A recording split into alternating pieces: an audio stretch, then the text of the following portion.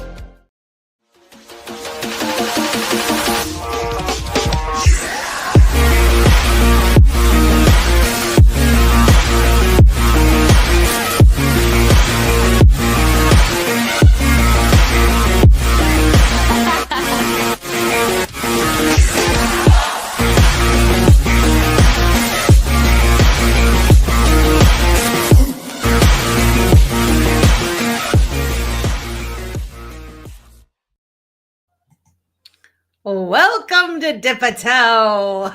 Welcome to the Dip a Toe Show. I'm jamming. I love that. I love that. That new dude. little, That song makes me want to break out my old school turntables, man, and just throw down and just I know. Just relive my awesome 20s and 30s, man. I know. How are you? I'm doing good. It's hump day. Hump day. Bang-a-rang, Peter. Bang-a-rang.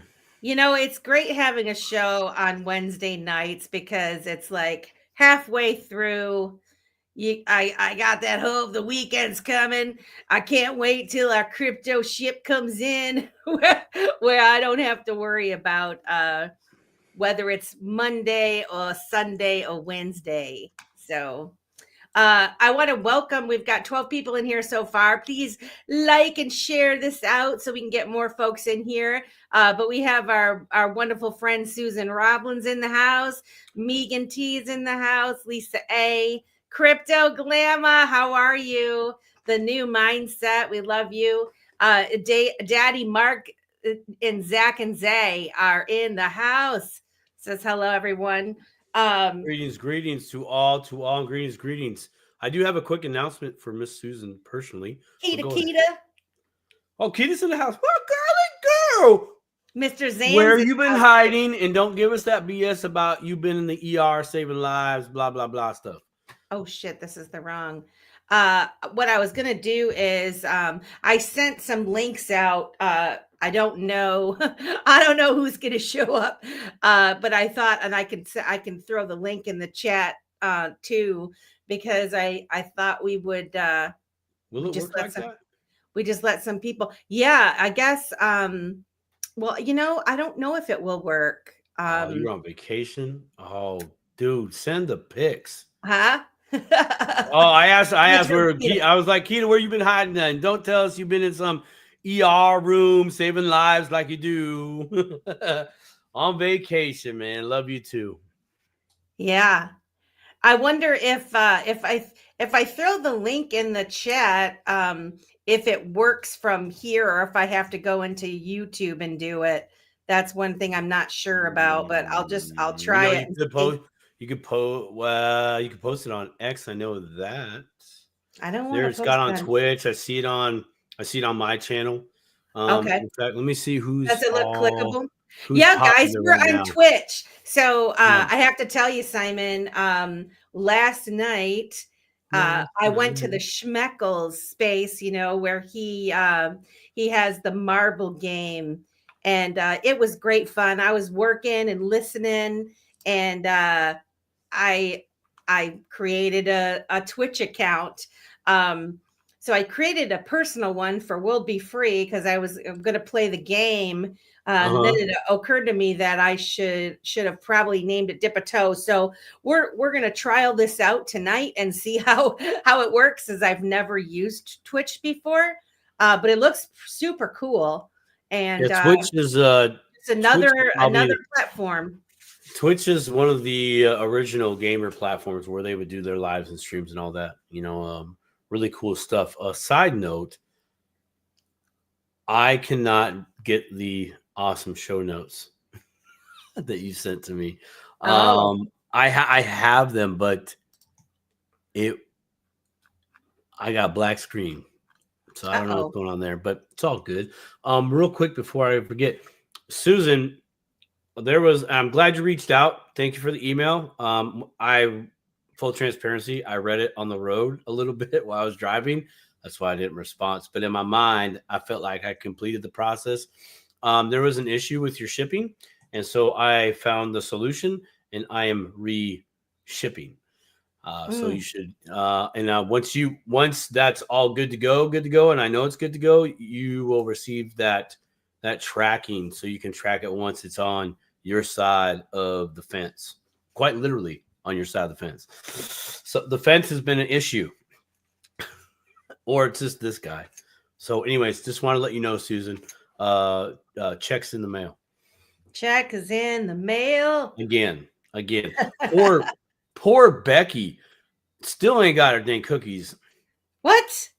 Yeah, so we're working. I'm working with the supplier.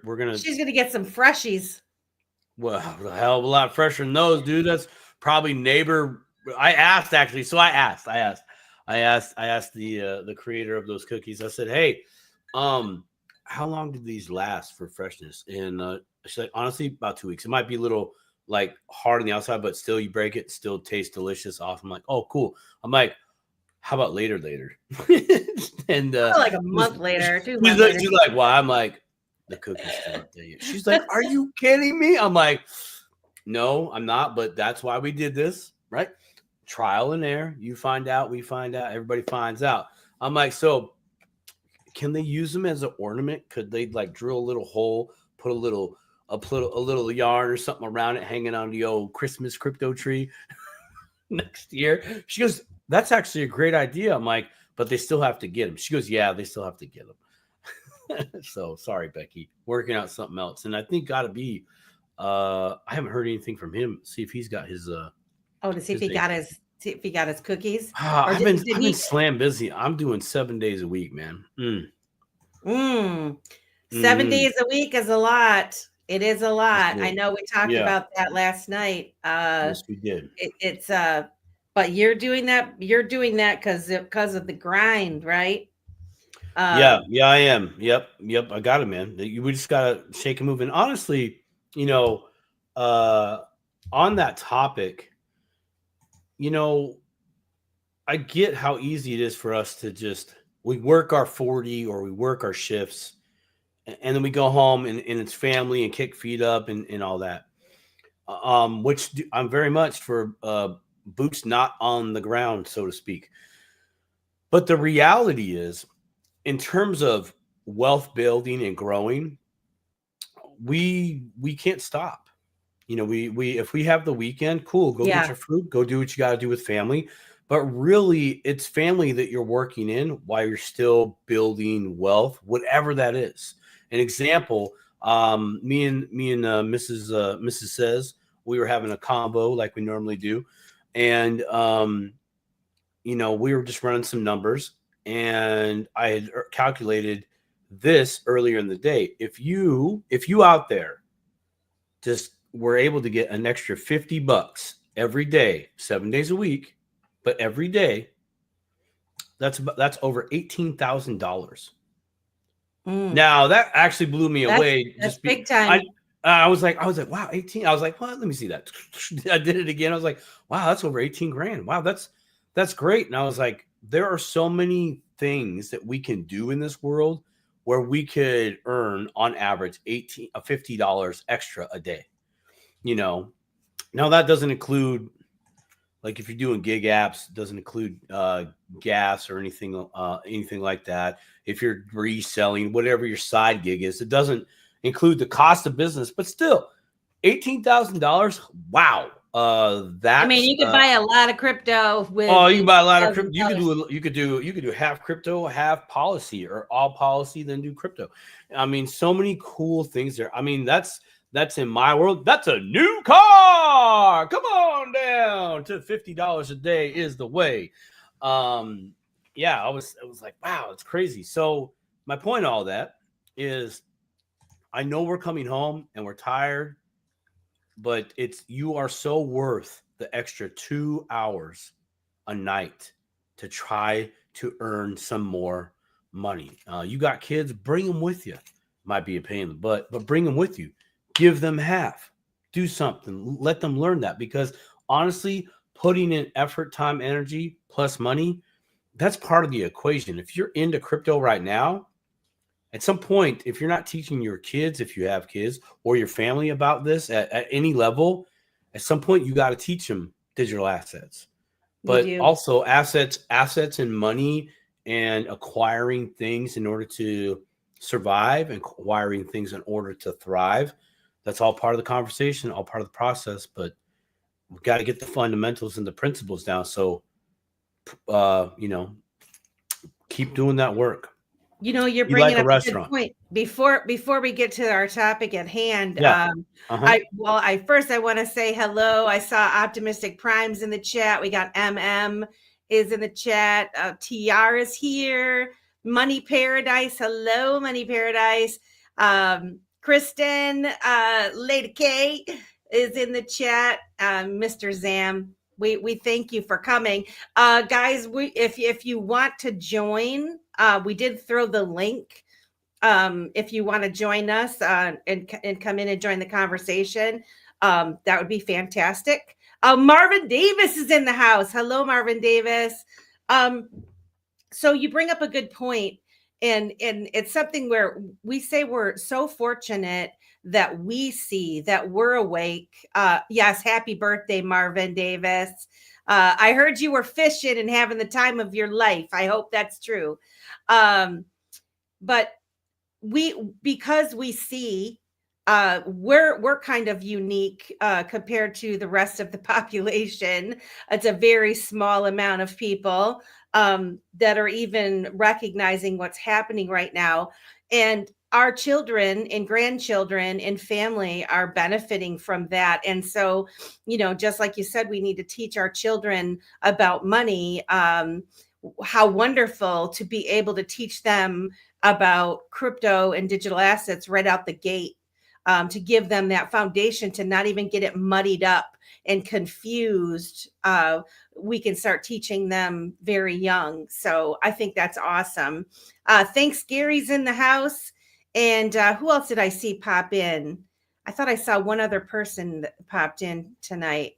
If I missed you, apologize, but we're glad to have you. There's 48 of you in here. Is that what, did you say you wanted to say something else, or was that what it was before you're on mute again? You know why the mic's muted? Why? Because of this. Huh? Because you slurp. All right, sorry about that. I know I got jokes. I'm trying real hard. Now I got to remember, turn it back on. On the topic of learning, teaching our kids, our little ones. Yeah. I have a way. Yeah. Oh yes. You want to see it? Yeah. How's your way? Okay, what's your way? I'll show you my way. Just give me a moment here. Share the screen for all the peoples. We're gonna go like this, a little something like that. Kristen says, my daughter didn't want to hear it, but I had her set up a wallet, and as soon as it went up, she was asking questions. That's fantastic, Lady. Oh, right. I love it. Fitzy's in the house. Funny. What's up, Fitzy? Niles in the house. Watch the screen. Okay. Crypto shooter. This is 4.0, by the way. Oh, it might go slow. Oh, I don't have enough bandwidth. So these are all like little icons and a game that I made just to shoot these icons. I'll tell you what that How I fun get. is Let me that? stick. So this, I'm still working on a few things, but yeah, man. I was like, I want to make a crypto game just to see how it goes. I got some really cool ideas for the dip toe later, but yeah, it's Yay. pretty. Yay, I bing. love it. Stop sharing. That's Watch fantastic. out that watch out for the real game to come out on my feed there on the X. Y'all can be playing games while y'all be scrolling. Nice. Nice. But yeah, Well, cool I want to things. welcome everybody into the Dip a Toe show. Thank you so much. Um, you know, last week we had the first ever White House Crypto Summit, and there's quite a backlash from that summit. Now, for a lot of us, it was a landmark moment. Trump's administration, hosting big wigs like Coinbase's Brian Armstrong and Ripple's Brad Garlinghouse. They were sitting along heavyweights like David Sachs, which they've labeled him the crypto czar. And so I think that it signaled that there's a shift from the Biden era regulatory crackdown and the Gary Genslers of the administration to a more crypto friendly stance. And then, of course, we have Trump's executive order for the strategic Bitcoin reserve and the separate digital asset stockpile that he proposes using seized assets. But the market's reaction to all of this has kind of been lukewarm, where some of us might have thought this was going to be the next thing, best thing since sliced bread. Bitcoin price. I'm sorry to laugh.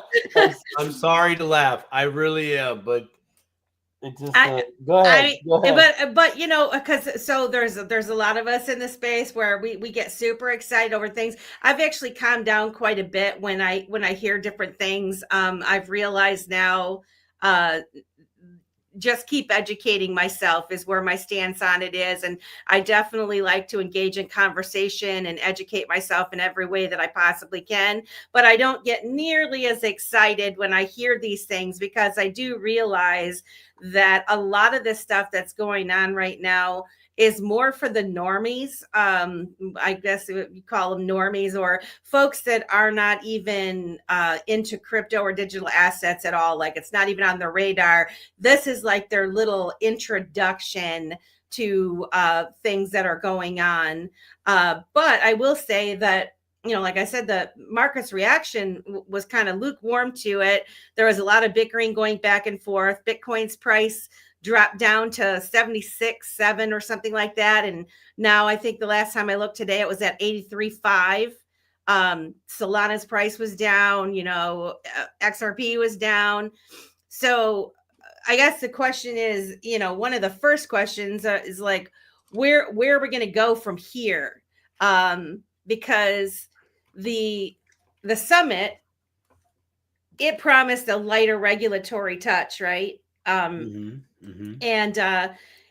we know, I mean, just having all of those people in the room, of course, we couldn't hear what they were talking about afterwards. But the good stuff.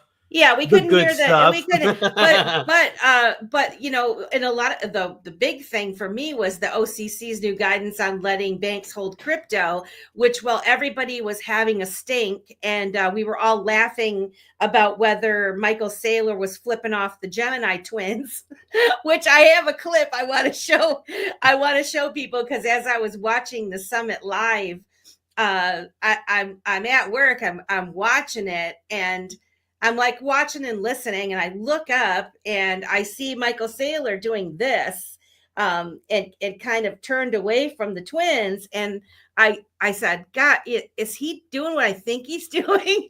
And so I like stopped it and I pulled it back, and I did it again. I watched it again. And I even took a screenshot, because I'm like, did he really do it? And then, of course, I found out, a lot of other people thought he did it as well. So I don't know what the deal was with that is other than maybe some folks think that he was thinking they were selling out or whatever. I'm not entirely sure, but I can say that through watching the crypto summit, Michael Saylor's face did not look happy for much of the summit.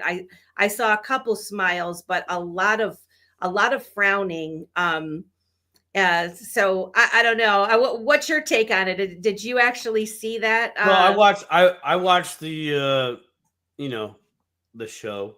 Yeah, Hey, exactly. we're all here together to bring peace and unity within the digital asset space. Thank you, Jim. Thank you, Tommy. Thank you. I always laugh when he does that stuff, man. I mean, I'll tell you what, though. I mean, for the side note, for that man right there, Mr. Trump, he does. I don't know what it is, but when he says thank you, I'm like, he just says it so different, man. I don't have anybody say, "Oh, thank you." just puts a smile on my face. But my thoughts on it, I kind of saw it for what it was. It was the, hey, we're all here. We're showing transparency. This is the meeting. This is what we kind of do before we beat the crap out of each other behind closed doors and tell it like it really is in the corporate world. If that even happened, the back and forth between communities and all that. Look, some are Yankees fans, some are Boston's fans. That's part of society. Bannerism, it's there. I'm not with it because the big thing. Go ahead and show your clip too. The big thing takeaway that I got was like, it's game on. That was it. That was the thing. And I saw the market going down. I'm sitting here, let's think about this in a different light. Those of us that are in are like, oh, well, it's in, like it should go up. No. Yeah. News does not equal value and price go up. However, news sometimes can equal price go down. Now, if you had people that can play markets and make them go a certain way for a time period, and you're trying to get as many people in as possible, if that was in fact some of your agenda, those new people getting in right now, it's a great time to get in. You didn't buy the top, right? You bought the dip just by default. Congratulations. You did not have to go through what we've all gone through, buying the top. Right. So I thought about that and I was like, is that a thing that's going on right now? Could that be a play? Maybe. Yeah. I mean, it could be giving people a little bit of extra time. A little extra time to get in. That they didn't get. And I mean, let's say, hey, Rosemary, Rosemary,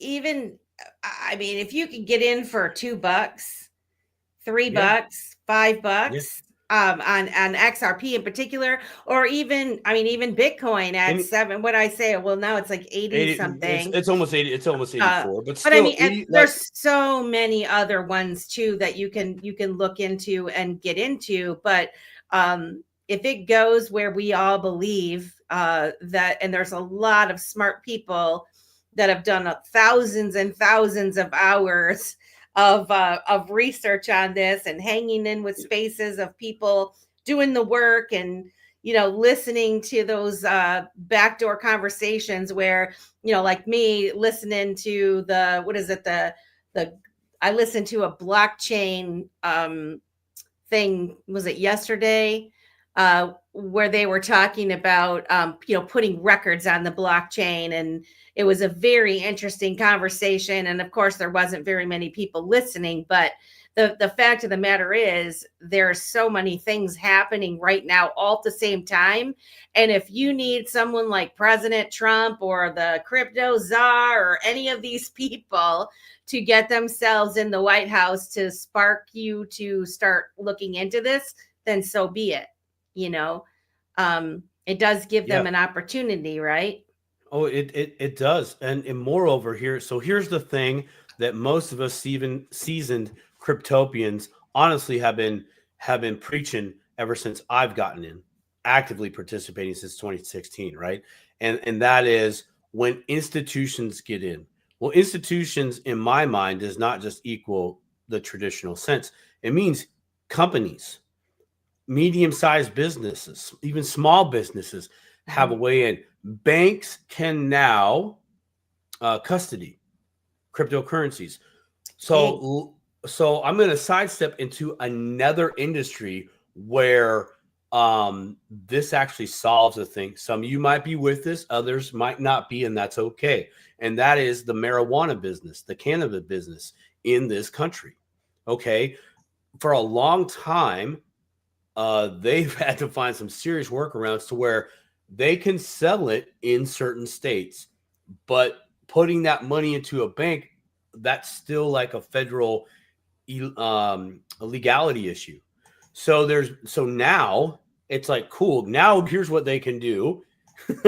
They can that industry can now buy crypto if they wanted to. They could buy a stable coin and keep it over. I probably wouldn't do this, but they could keep it over at JP Morgan and Chase and Friends, or X amount of credit union, or whatever, some other traditional financial institution. And there it is. It's lock and key. They're finally being able to participate in their industry, and now they have stability because they can park that revenue somewhere and still do payments and etc.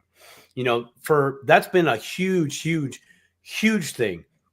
And also during this presentation, it sounded like everybody in that room that is tied to some type of corporation has been in it a while. Yes. So we're all like, cabinet. Yeah, and I'm not saying even personally, that business could have been doing on the side, going, we ain't gonna say nothing. We see the value here. Yeah. But we ain't talking about it, but we're gonna do it. Now, some people might go, oh, that's bad business transparency. It's like, dude, you don't tell me everything that you do in your life every minute, every day. I'm not protecting the business, but I'm like, don't talk about it, be about it. So I've also, though, found that was a good thing. That's been talked about, too, where, like you talked about before, banks can now custodian or custody crypto. Well, that means businesses now can have cryptocurrencies on their ledger. Right. On their open ledger to say, hey, this too is what we have. This too, correct me if I'm wrong, book lady, contributes to the overall value of said company because of cash and assets and value, or what am I talking? Business value. So this is like, for business, this is great. Yep. And price not going to go up, because you know what business does? They're really good at making deals. They're like, oh, I don't want to pay that much. Hey, Bob's over there. He knows a guy that can get it from this other guy. We don't have to go there. We can go over here. Like, they're really good at, I wouldn't say circumventing, but avoiding and navigating obstacles as opposed to going straight like that. Yeah. So I think it's overall, in my opinion, good, aside from the drama. Which, let's roll that clip, can we? Can you roll? Yeah, can you roll that? Can you roll the clip? Because I saw it on him. Okay, all right, here we go. Let's see if it does work this time. I'll let you know if we get sound too. Okay.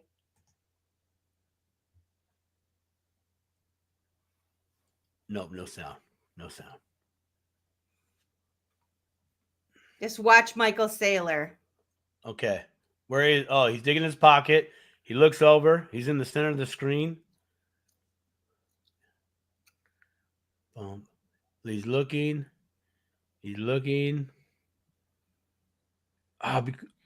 Why are you playing a commercial? Are you kidding me? We're not even going to get paid for this. This dude's going to get paid for this. Oh, boo.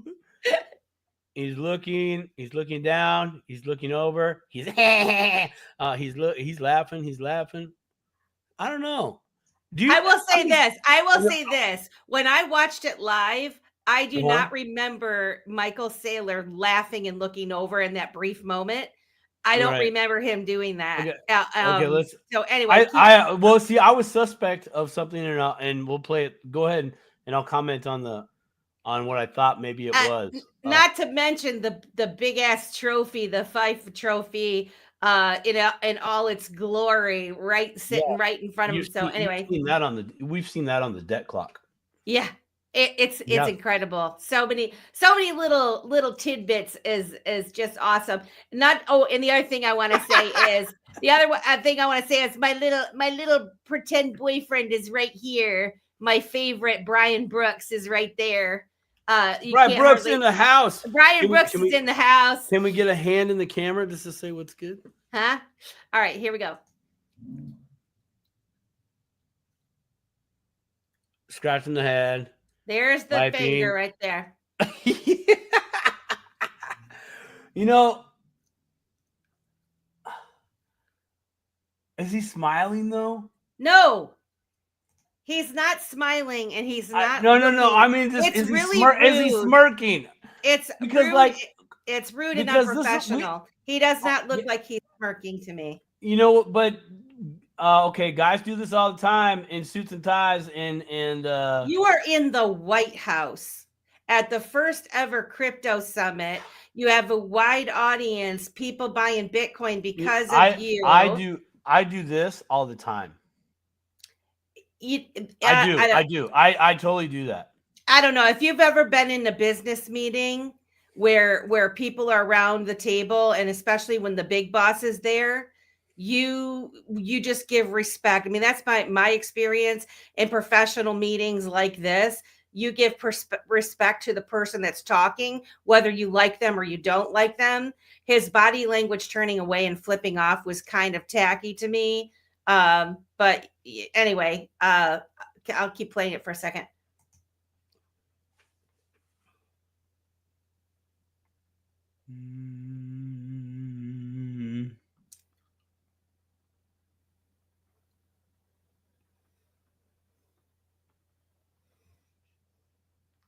The other thing I was going to say is this guy right Still here. Doing it.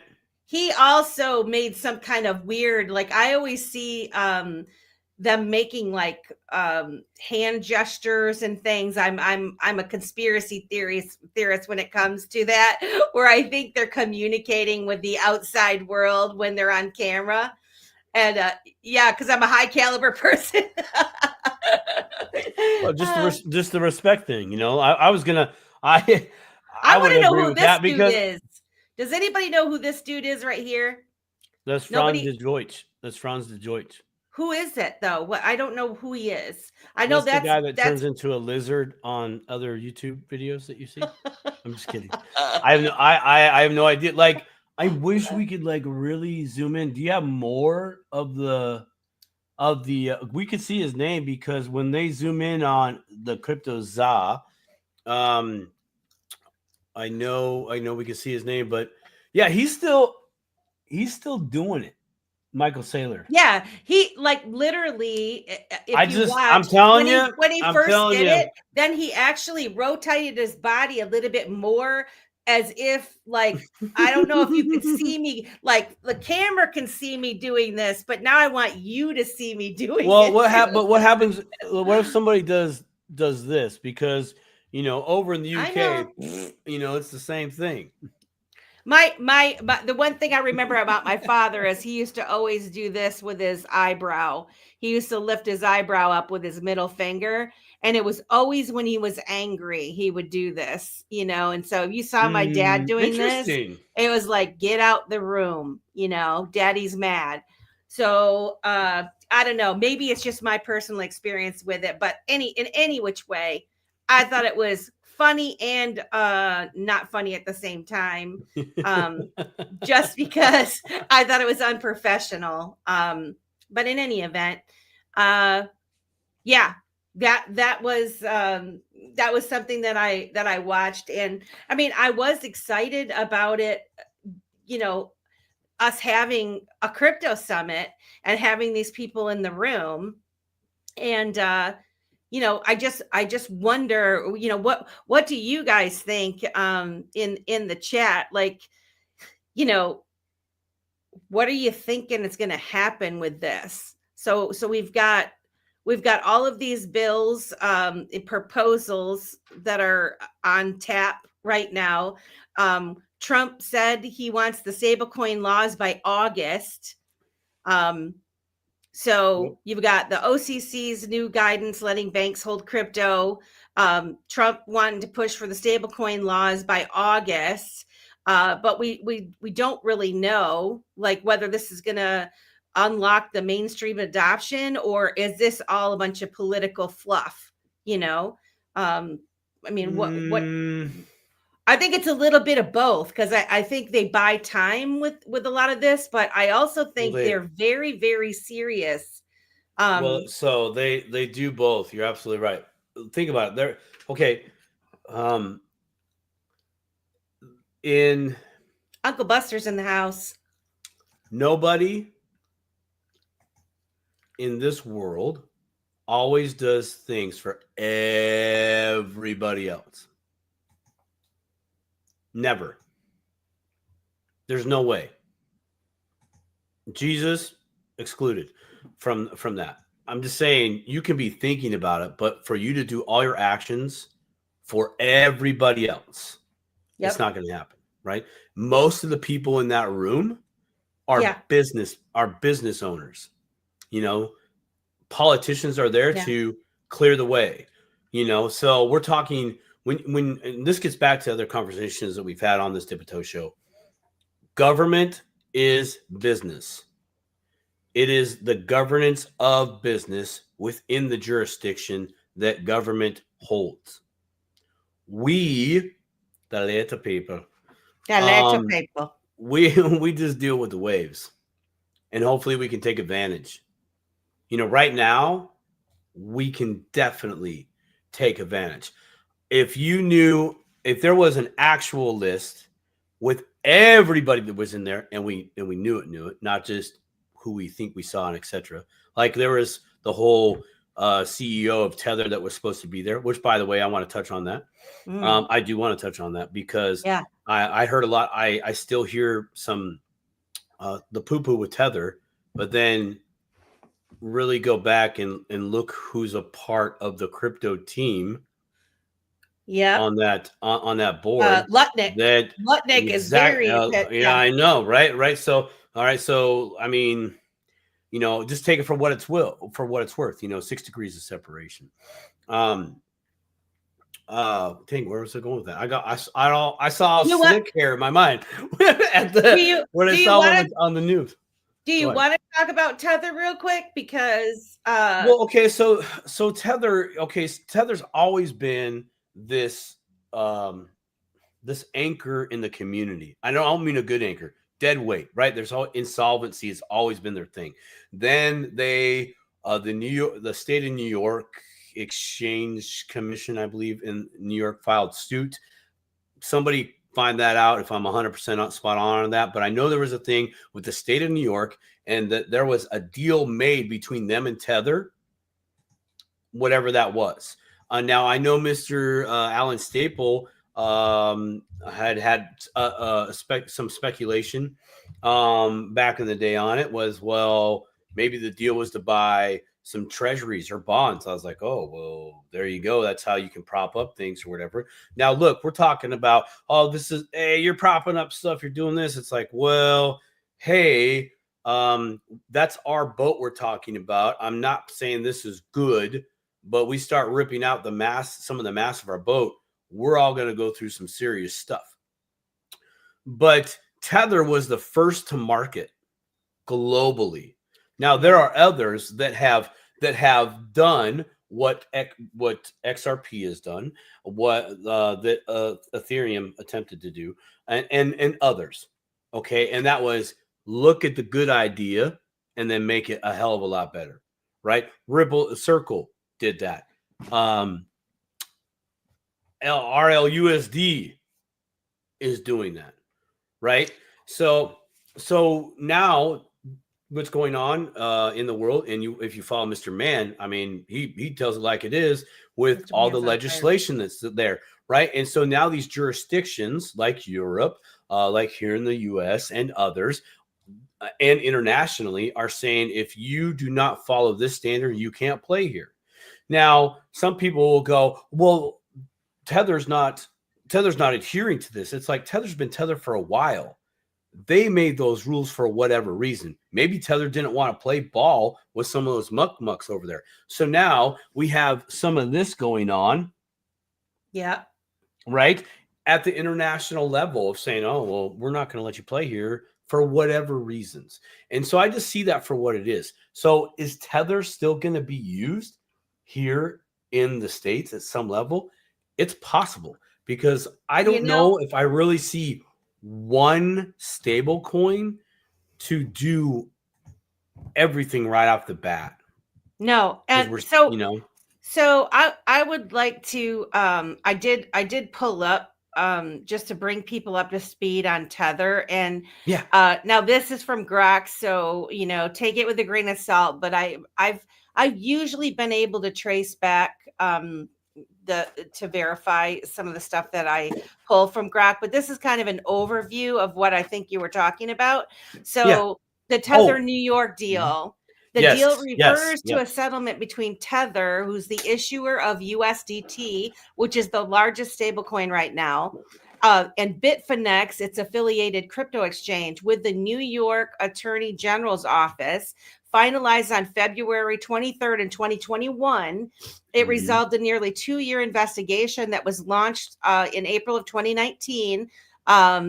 With allegations of financial mismanagement or misrepresentation. So what happened was the NAG accused Bitfinex of losing $850 million in customer corporate funds to a shady payment processor, Crypto Capital, without disclosing it. And to cover the gap, Bitfinex allegedly tapped Tether's reserves up to $700 million via a loan and a $900 million line of credit, raising doubts about whether Tether's claim that every USDT was fully backed 1-to-1 by US dollars, which is kind of like, that's kind of like how they run things now with fiat, right? Like, taking out loans and kind of doing that. So anyway, the findings from the New York AG found that Tether wasn't fully backed at times. And in mid 2017 to late 18, it had no banking access and held zero reserves for periods of time, which contradicted the public statements that they were giving, which is why, I've always been very hesitant and never really wanted to hold Tether. So they secured the DAG, New York DAG, secured a court order in 2019 to freeze their lending to Bitfinex and demanded 2.5 million pages of documents, which the companies fought, but they eventually provided. And ultimately, the settlement was that Tether and Bitfinex paid $18.5 million in fines to New York State. They did not admit any wrongdoing. They just put it as a cost of doing business to put it behind them. New York banned them from all trading activity with New Yorkers, effectively barring USDT and Bitfinex in New York. Then there was the transparency mandate, where Tether agreed to provide quarterly reserve reports for 2 years through early 2023, detailing their cash and non-cash banking, where their March 31st, 21 report showed 76% of cash equivalents, mostly commercial paper, but not pure dollars. The outcome was the deal closed with the NYAG case. They avoided a deeper courtroom battle and aimed to restore the market confidence months after the fear, uncertainty, doubt over it. So the impact of this, the immediate impact from it, was that Bitcoin jumped from 45,000 to 49,000 in February of 21, after the news in the market saw that it was dodging the risk. USDT was 34.6 billion then, and now it's 118 billion in 2025. And Long-term, the settlement fueled stablecoin regulation. So I always say problem, reaction, solution.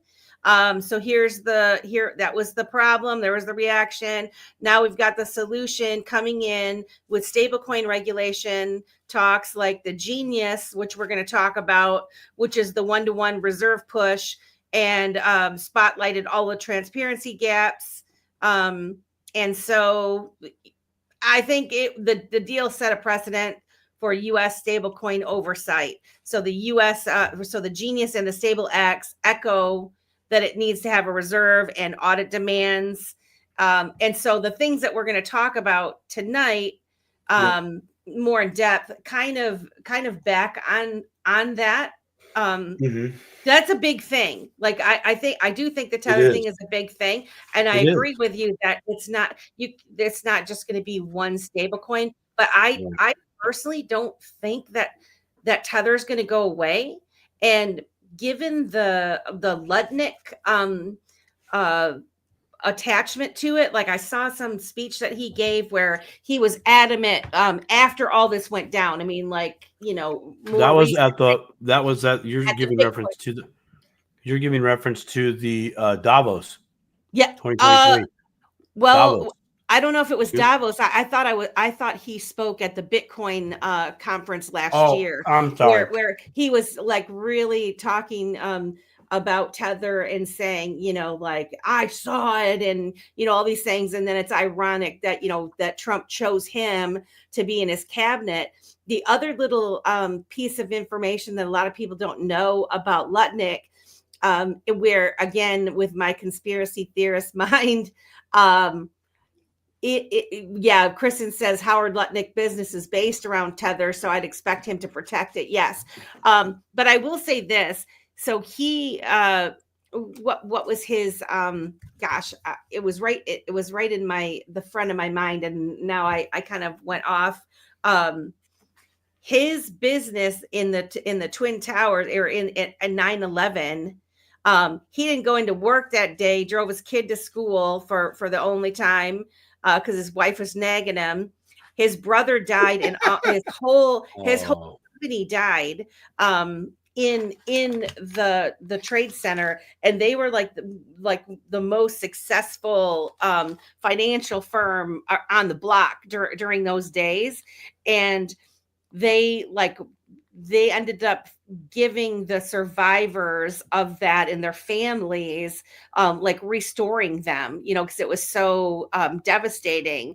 Oh, hey, Jay, if you want to come in, I dropped the link in the chat. I don't know if you want to, I don't know if it's working.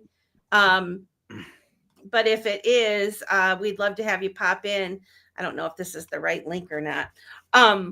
But yeah, it's like there's just more to the story, and the fact Absolutely. that, you know, all of these conspiracy theories seem to like merging together. And, you know, when you start looking at who he chose to be in his cabinet, it's all very curious to me. So that's my you know, and I'm with you on the, it's very interesting why them, why this, why that. And, you know, when we're in an industry that's on Main Street, very brand new, right? Only let's see, 2009, 25, so 14 years. Is that right? 15 years? 15. Something like that. 14. I can't remember now. I'm brain farting. But for crypto and digital assets to be here for the short amount of time, we haven't even hit 20 years, right? It's still brand new, and it's being adopted at a very fast rate globally. And when I think of adoption now, I used to think just the you and me's of the world.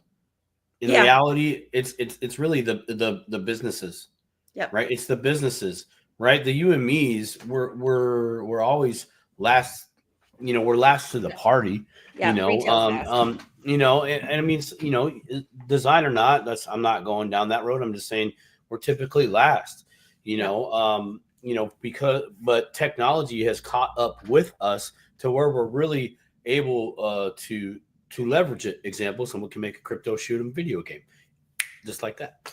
You know, you know, but it is interesting.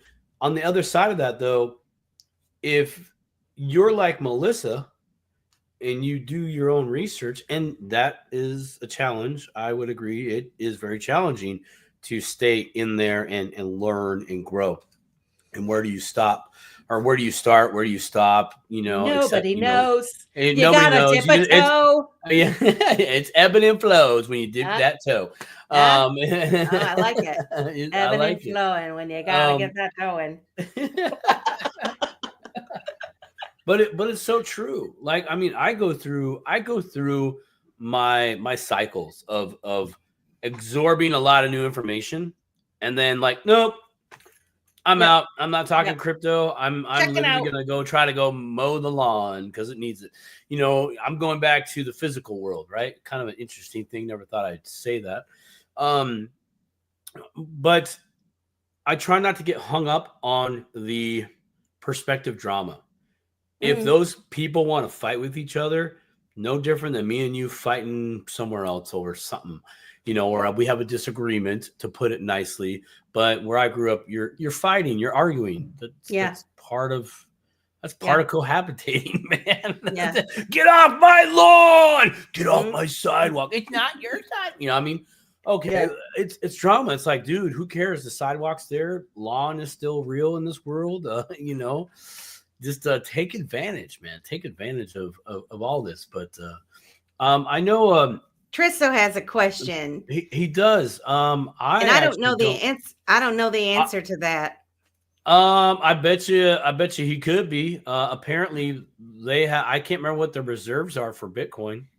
I'm only asking because if this mining equipment happens to be there ready and waiting for Trump to make USA great again, then Tether CEO can mine for the US. You know, yep. Yeah. So here's the deal, guys. So we're getting a little bit off topic here, but I think I was listening to a really great space this morning.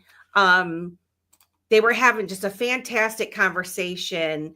Mr. I was in there. For those of you who are familiar with Mr. I think, I think Vet was in there.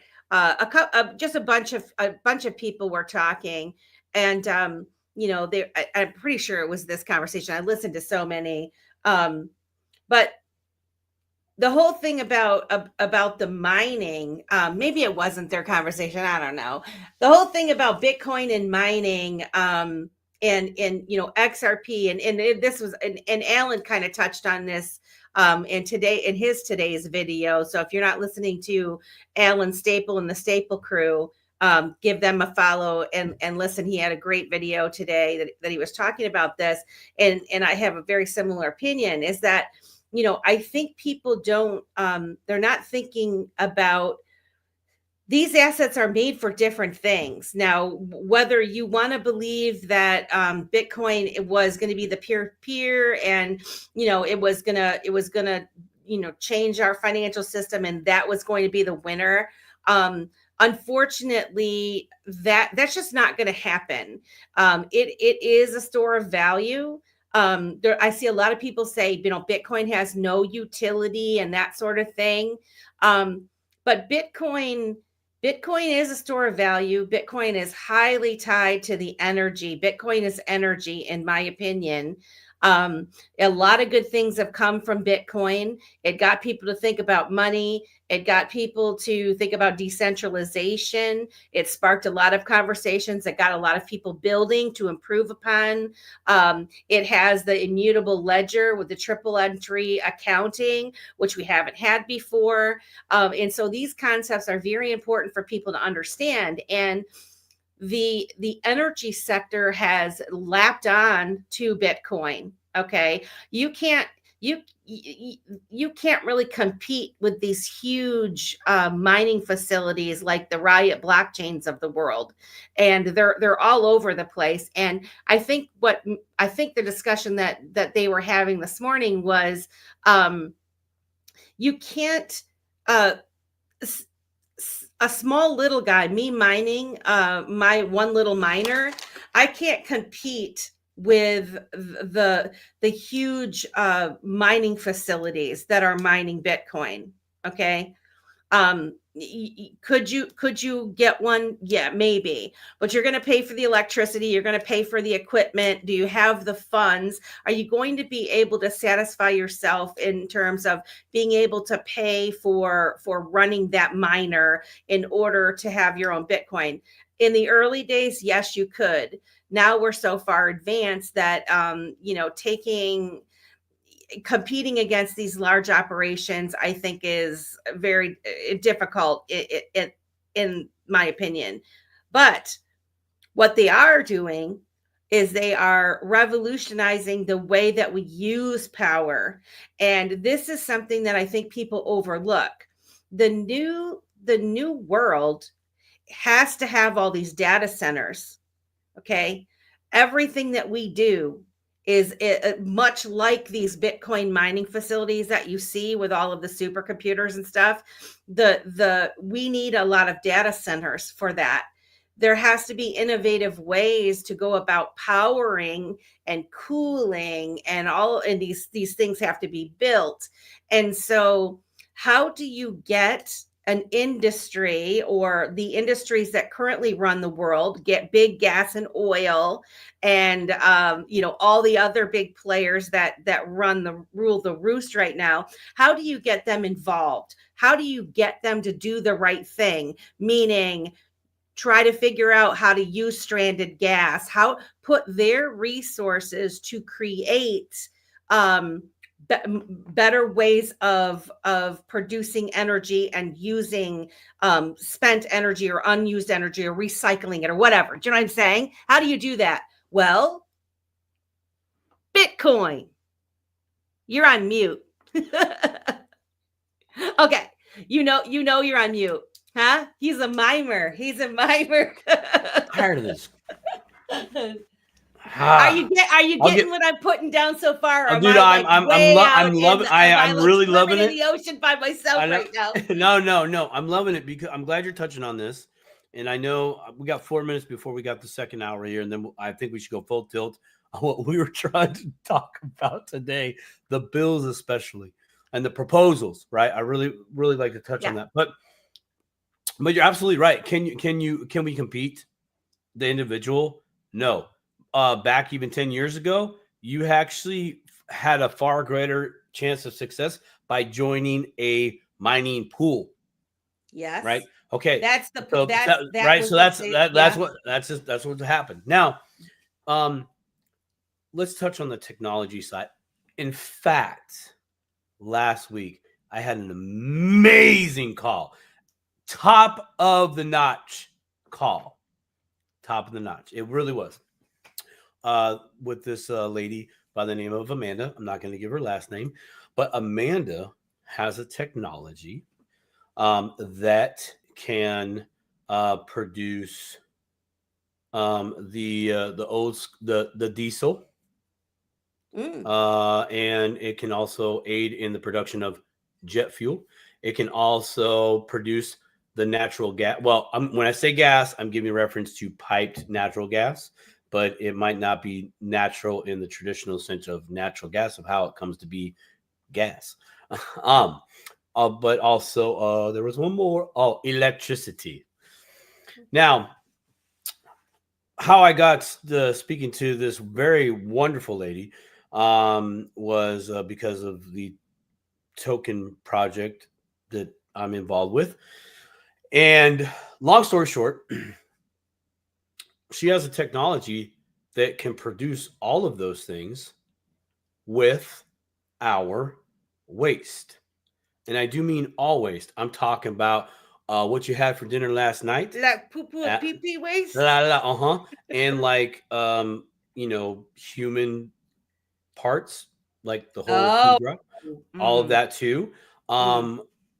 Also, our plastics, our glass, our metal, everything that we throw in the old receptacle can. It can take that. Did she create this? I believe so, yes. her and friends. It's super. On the real deal, full transparency. The Simon Says Crypto. If we were at a meetup hanging out, it's really cool. It's Yeah. that cool. Like I'm like, oh, this is epic. It's called waste energy. So Yeah. they take the waste and they create energy at a very. This is known at a very small scale, meaning their smallest um, machine or processing facility, which is no bigger than a shipping container, by the way. Wow. And I don't know what the output is, but That's it can exciting. do 1 ton of waste an hour. It can process start to finish 1 ton of waste. Wow. Okay. Now, this can be hooked up. It's already being hooked up Wait a to a minute. hospital. Let me tell. So Yep. no, because I'm thinking already, my mind's going to, like, if you're a camper, or like Amanda, Optimistic Prime, she's probably all too familiar with these type of like, we watch Living in Alaska, and a lot of those off the grid houses have those incinerator type toilets where your waste is like burnt up, and then I know enough about like Ryan, works at the university, and they have like the aerobic and anaerobic digesters that create electricity from the waste, the food scraps, and all of that kind of stuff. And so it like gets so hot that it produces the steam, I guess, to propel and shoot it through the thing. And I don't know. So I'm wondering, like, if this contraption or whatever that they've created, Technology. yeah, Technology. Yeah. it must be incinerating something, So it's self-sustaining, meaning you started initially, but then it runs itself through its own processes. There is carbon that as a byproduct, but even that carbon can be sold for other things. This thing can literally take tires and save and use anything for the buyers. I'd like to address that. Can you leave that on the screen? Yep. I'd like to address that. And a great comment there. But it can take tires, the rubber. It can take the steel from the tires and applicate it to other things, other types of energy processes, aside from just recycling it. And here, there it goes. Which is like a whole nother conversation about recycling. I don't want to get into that. But taking tires and making it into diesel fuel, very usable, very clean diesel fuel. I was like, shut the front door. I turned crypto rich. I'm gonna buy one because I want to see how it works. Yeah, right. I'm like, what'd you buy? I bought a waste energy machine, but you live in a trailer. I know, but it's powered by this awesome thing. But you bring in people's tires and poo-poo. Yeah, but I have no electric bill, bro. Are you not seeing what I can do here? I'm taking one for the team. I can barbecue all day. Gotta be says I get done eating my dinner now. I'm sorry. I'm really sorry. I too was like when that was told about, just the human waste, the biohazard waste, anything that our body comes from our body, it can do. The body itself, the meat and potatoes. Yes. That doesn't mean they're taking the whole cadaver and going, all right, Frank, there you go. You powered 2 houses today. God bless you. It's not like that. But there's a lot of biohazard waste that comes from hospitals that goes in the trash and goes out to a special place. You can stick one of these on the back of the hospital and go, nope, put it on, keep the lights running. Now you just saved the driving, the picking up. Granted, somebody's out of a job right there as far as traveling to the place, picking up, and da-da-da. We're all going to be out of a job. Maybe. So anyways, the point is the new tech, right? What is this inspired? There was those 2 young individuals from Texas that were retrofitting the gas, right, and taking the lost gas and what were they doing? They converted engine and my Bitcoin, and it's like I think that's very revolutionary. So if the big corporations got a lockdown on that too, well, hey man, they're in the energy they literally own the plug, the Right. wall socket, the whole thing. That's why I So say Bitcoin is energy, in it my really is, opinion. but I would agree that so is anything else. If Bitcoin is energy at some way, right? It's now value to the energy companies. Well, everything else we do on this dang planet requires energy, Mm-hmm. specifically electricity for Mm-hmm. what we're doing right now. To do Yeah. the internets, as far as I know, I do not have some gas thing that produces a turbine that creates energy so I can receive a Wi-Fi signal to my house. No. Gotta be said. So Bitcoin is poop? Yes. The best Come poop on. that money can buy. Huh? It No, is the original chit coin. I will say this, and I want to give a shout out to Rob Nichols, and Awesome Amy is in the Oh man, good. house. In Stone. Thanks guys for coming. Well, before you get on to number one in the number two energy business. Well, I guess what I was saying is that because of the so here's what I really do think, like, I know people, they will argue me, like people that are very big into Bitcoin, um, will argue with me that I'm wrong about this, but I've had this thought for quite some time, and I've questioned, and people could never really answer it, and I just, because they couldn't answer my questions, I'm going with my gut on it, and what I see is there you can't compete with these big corporations that are starting up these mining facilities. They're getting specialized computers and chips. They're getting deals with the energy companies and all of that. Big oil, Texas is all over the Bitcoin thing. Why? Because that's where the oil. So if you think about the way that our world is going, it's transitioning over, getting away from maybe the way things used to be. How do you make yourself relevant, right? And also they might have bought into thinking that they were going to use it, take it over and use it to control it. They would still be dominating it, right?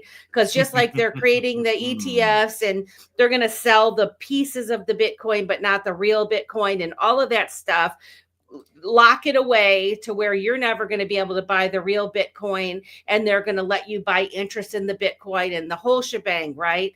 So you've got them, but now they are investing the time and energy into these innovative ways for the electricity. And that's something that I think a lot of people have been fighting for a long time. And where and people that have known that there's ways to do things that's better.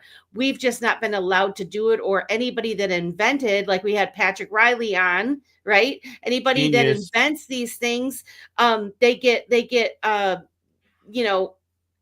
what do they call them, 86th or whatever, or they get lost and never to be found again, to where they never really gain any They traction. become the new energy, right? Correct. Exactly. And so I guess what I'm saying is, where I say Bitcoin is energy, and what its role is going to be is the backing, the store of value, right? I don't necessarily think people, because even people that hold Bitcoin, I'm not giving you my Bitcoin. I'm not going to buy a pizza with my Bitcoin, right? We have established it as a store of value. Why? Because we think it's a commodity that's going to stay, it's going to increase in value, and we're not going to spend it, right? We're going to use that as a store of value, much like we would do with gold, right? Like that's in our back pocket. Gold is not for spending, right? Like a lot of people, they have their gold, they put it off the thing. Then you get into something like XRP.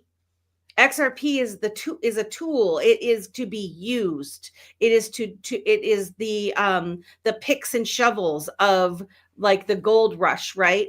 Investing in something that actually has use. the utility of it. It has utility, and it's going to be used over and over and over again, and you're going to be able to make money off of the XRP in my theory, in some of these other coins. And so I guess when people really get frustrated in this whole stable coin or the crypto summit, and Trump saying that he wants a Bitcoin reserve, and having the other digital asset bags, I think people are missing the point. And like the fact that he named them two separate things tells me he's kind of thinking similar thoughts that I am. Is that when you say strategic reserve, just like you would have gold in your vault at Fort Knox, right? So I don't know, but where can we get one of those poop thing? Well, so yeah, see, it's not really theoretical when that's what it was designed to do. And see, you're talking about Bitcoin, right? Right, Greg? Because I agree with you. I think because we get caught up in all of the narratives, right? And when you're learning, you hear what you read the white paper, and then you hear the influencers telling you what it is. And as you first get into the crypto world, you don't really know. Oh, yes, Greg. Okay, Greg's talking about XRP. But you don't really know except for what people tell you, right? And so your perspective is kind of based off of other people's thoughts until you really start digging in and asking those questions. And then what I found is whenever I did ask questions, I got such pushback on them that it really made me question it even more, because it's it's just like the left right thing. The resistance. You should be able to have a conversation when you're trying to figure some stuff out, So hey, Team Green, carpet cleaning. Welcome to the Dipito. Becca's here. Money Paradise. Shay is here. Becca's here. Yay. So yeah, we got all the ladies from our little World Be Free fam in the house. Stone's trying to get a cup of coffee with everybody tonight. Come to Coffee and Crypto with Stone, 9 a.m. Eastern time, 9 to 11 on Spaces in the morning. X. We have you have some proposals that that you wanted to talk about, and there's quite a few. While you're digging those up, to share with the rest of the class here. I too caught the August date, or the August time frame, right? Yeah. And from a trading perspective in the crypto space, I found that very interesting, because usually right about then, the beginning of September, we start to get hiccups back upward and onward. Not parabolic. We stopped doing this, and we start doing this a little bit. And then October comes, and man, usually we have a scenario like that happened in November and December. So I just kind of find that that's interesting. Not that that's news, but if that's going to be signed into law, I could see some quick action over time.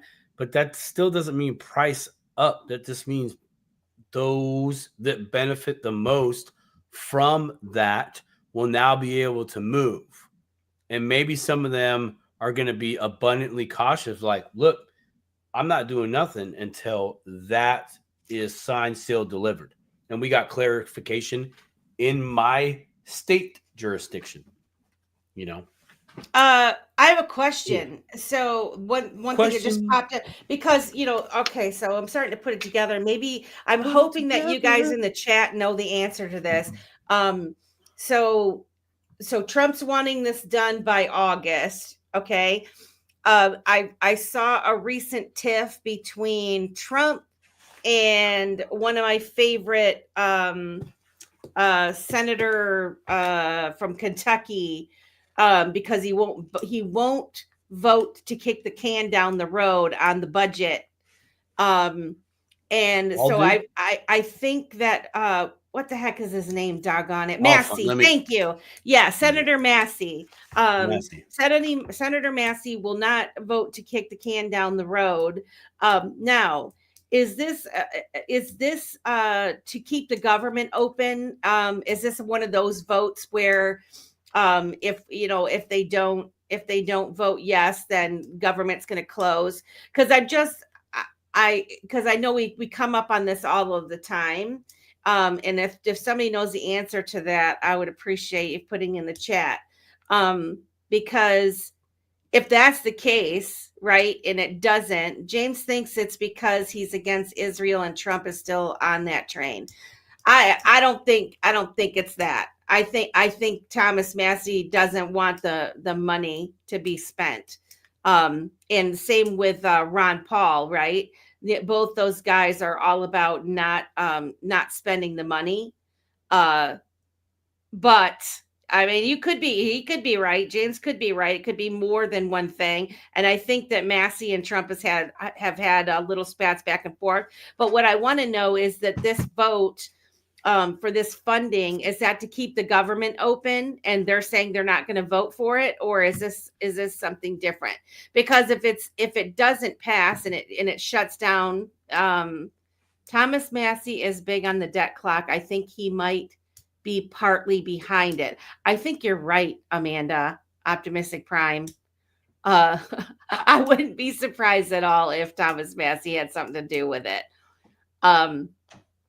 But in any event, the fact that what if that happened, then that throws a wrench in getting things done by August, because August is already pretty close to getting all of this stuff done. And there's two. So as I started looking at it, the ones that they were talking about, the stablecoin regulatory landscape is digital assets pegged to fiat like the US dollar. They're under scrutiny right now because as they bridge crypto volatility. There you go. And traditional finance. As of now, U.S. is in the cusp of formalizing the federal framework. And so the legislation momentum is the guiding and establishing national innovation for U.S. stablecoins, which this is what's called the Genius Act. And that was the one that was introduced in February by Senators Hagerty, Lummis, Scott, and Gillibrand. It's bipartisan effort to regulate the payment of stablecoins, which are dollar-pegged assets used for transactions. And this is a top priority for the Trump administration, and with Treasury Secretary Scott Bessent vowing to use stablecoins to cement dollar dominance. So they want this bill on Trump's desk by August 2025 to sign. He wants it.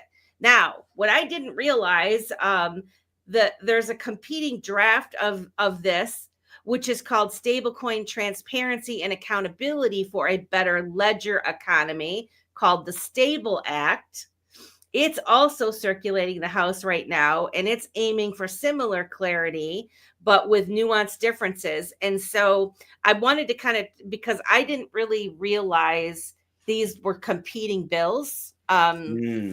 And so I pulled up some notes, and I thought I would go through them. I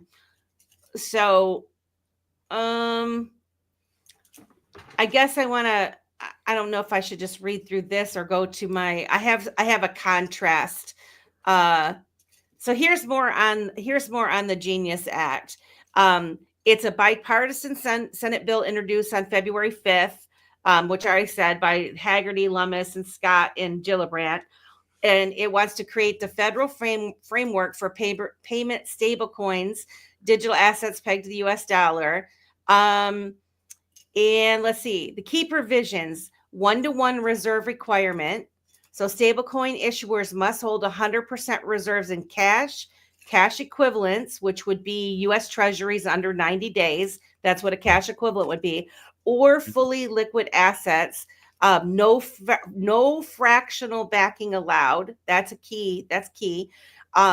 They have to have monthly attestations and quarterly audits by third parties to ensure transparency. Well, we already know right now RLUSD is already doing that. I mean, it already fits this bill.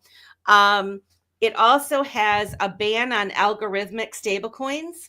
So it does not want any uncollateralized or algo-based coins, which would be Terra's UST. That was algo based, and that imploded in 2022. They want only fully asset-backed stable coins to qualify under this act. Dual regulatory path. So small issuers under 10 billion in market cap, they can operate under state charters like the Wyoming's SPDI framework, which I don't know a lot about that, I'll be honest. And then they have lighter federal rules for smaller players like Paxos, which I'm not exactly sure on that part of it. And then for the big issuers, though, over 10 billion, they will face Federal Reserve and OCC oversight, which would be the Tethers, which has 118 billion, and Circle's USDC has 35 billion. So they would need to comply or restructure under this act. And then bank integration, post-summit OCC guidance, March 10th, sinks here. Banks can custody stablecoins and treats them as deposits if Genius passes, opening TradFi floodgates, traditional finance floodgates. And then also number 5, consumer protection. Issuers must offer redemption at par, 1-to-1 on demand, no delays, no excuses. Anti-fraud and illicit finance rules, including BSA compliance, which what would that be? Business something administration compliance. And they have to apply. It's BS. Yeah, BSA compliance. Services. I think it's business services. And they must apply with freeze and seize powers for law enforcement. So the context and goals and the tie into the summit is it was born from Trump's pro-crypto pivot. Genius aligns with strategic Bitcoin reserve push. Stablecoins bolster dollar dominance, while BTC stockpiles signal digital asset clout. And it impacts the market because it targets 200 billion in the stablecoin market. It could legitimize USDC and Paxos, pressure Tether to open its books, or push non-compliant issuers offshore. And then they have a Wyoming angle, which WYST's 100 to 102 backing fits the Genius like a glove, which Southerner Lummis, I think, is from Wyoming. Yes, she is. But its state-led model tests the under 10 billion carve out. So, but now, the other competing bill on the table, the Stable Act, which I think we were talking about the Stable Act like earlier before this Genius Act. So the difference, the Stable Act debuted in 2025 also by Patrick Mahenry and Maxine Waters. Well, that's an odd mix up together, you know. Hold on a second. Waters? Wait. Yeah. Give me one moment. I'm just go ahead. You know what? Go ahead. I'm gonna for Google something real quick. So for those of you that don't know, Patrick Mahenry, I call him Bowtie Guy, and he's a representative from North Carolina. And Maxine Waters, everybody knows who Maxine Waters is. I just wanted to make sure I did because I do. I'm like I don't know if I can get behind this just on principle.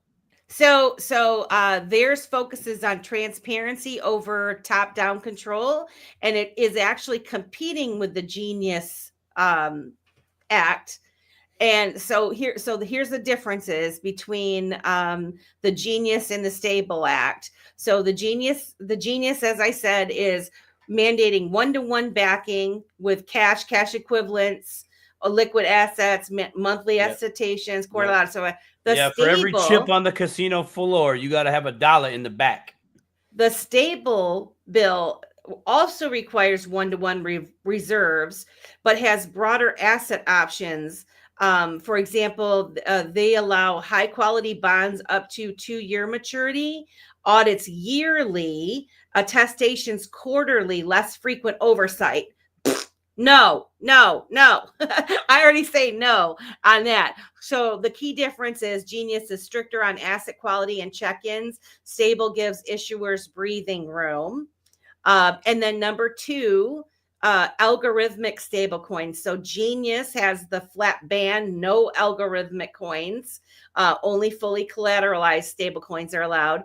The Stable Act is silent on the algorithmic coins, doesn't ban them outright. It leaves room for experimentation or risk depending on your take, whether or not you whether you're a fan of algorithmic stable coins or not. I personally, I want them backed. I want them fully backed. But so the key difference there is Genius slams the door on the algo and Stable keeps it ajar. Then there's the regulatory oversight.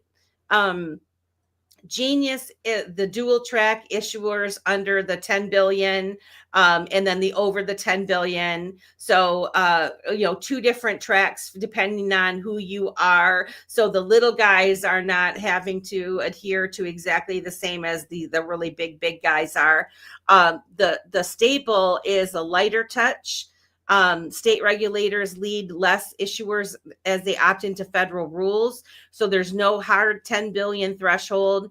It encourages state charters like Wyoming and New York over Fed control. Now, so here's the key difference on that. Forces big players under federal thumb for the Genius, and then the stable bets on state flexibility.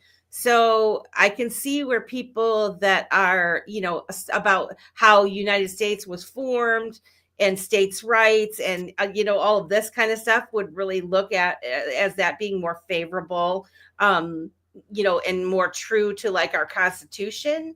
However, if you're going to get the Fed involved at all and have a strategic reserve and all of that kind of stuff, having states being able to do whatever when it comes to this might be a bit chaotic in my opinion, but I don't know. I would like everybody's opinion on this.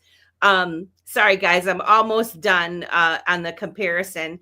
The transparency and consumer protections.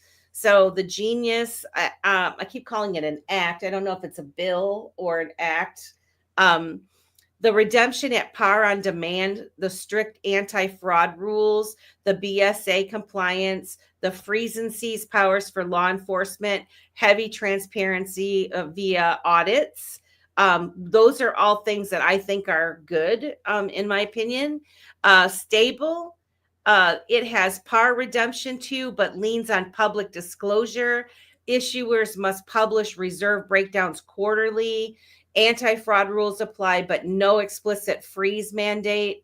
The key difference is the Genius prioritizes enforcement muscle and Stable trusts sunlight over handcuffs. So Stable is just like less free, or more free with it, a little bit less on the I don't know what you want to call it, less on the oversight, really. Sounds like less on the accountability. Less on the accountability. Come on, dude. Look here. Look. We got one more. And then I'm gonna let you just unload. And then the last one is market and summit context. So Genius is aligned with Trump's summit vision. Stablecoins as digital dollar ambassadors, which were Besant's words. It targets the $200 billion market to boost the USDC and pressure tether. Genius, equals clarity. Stable is less summit hype, pitched as a compromise for innovators wary of federal overreach. Circles Brian Armstrong, dissed it on X as being too soft. Oh, I didn't know that.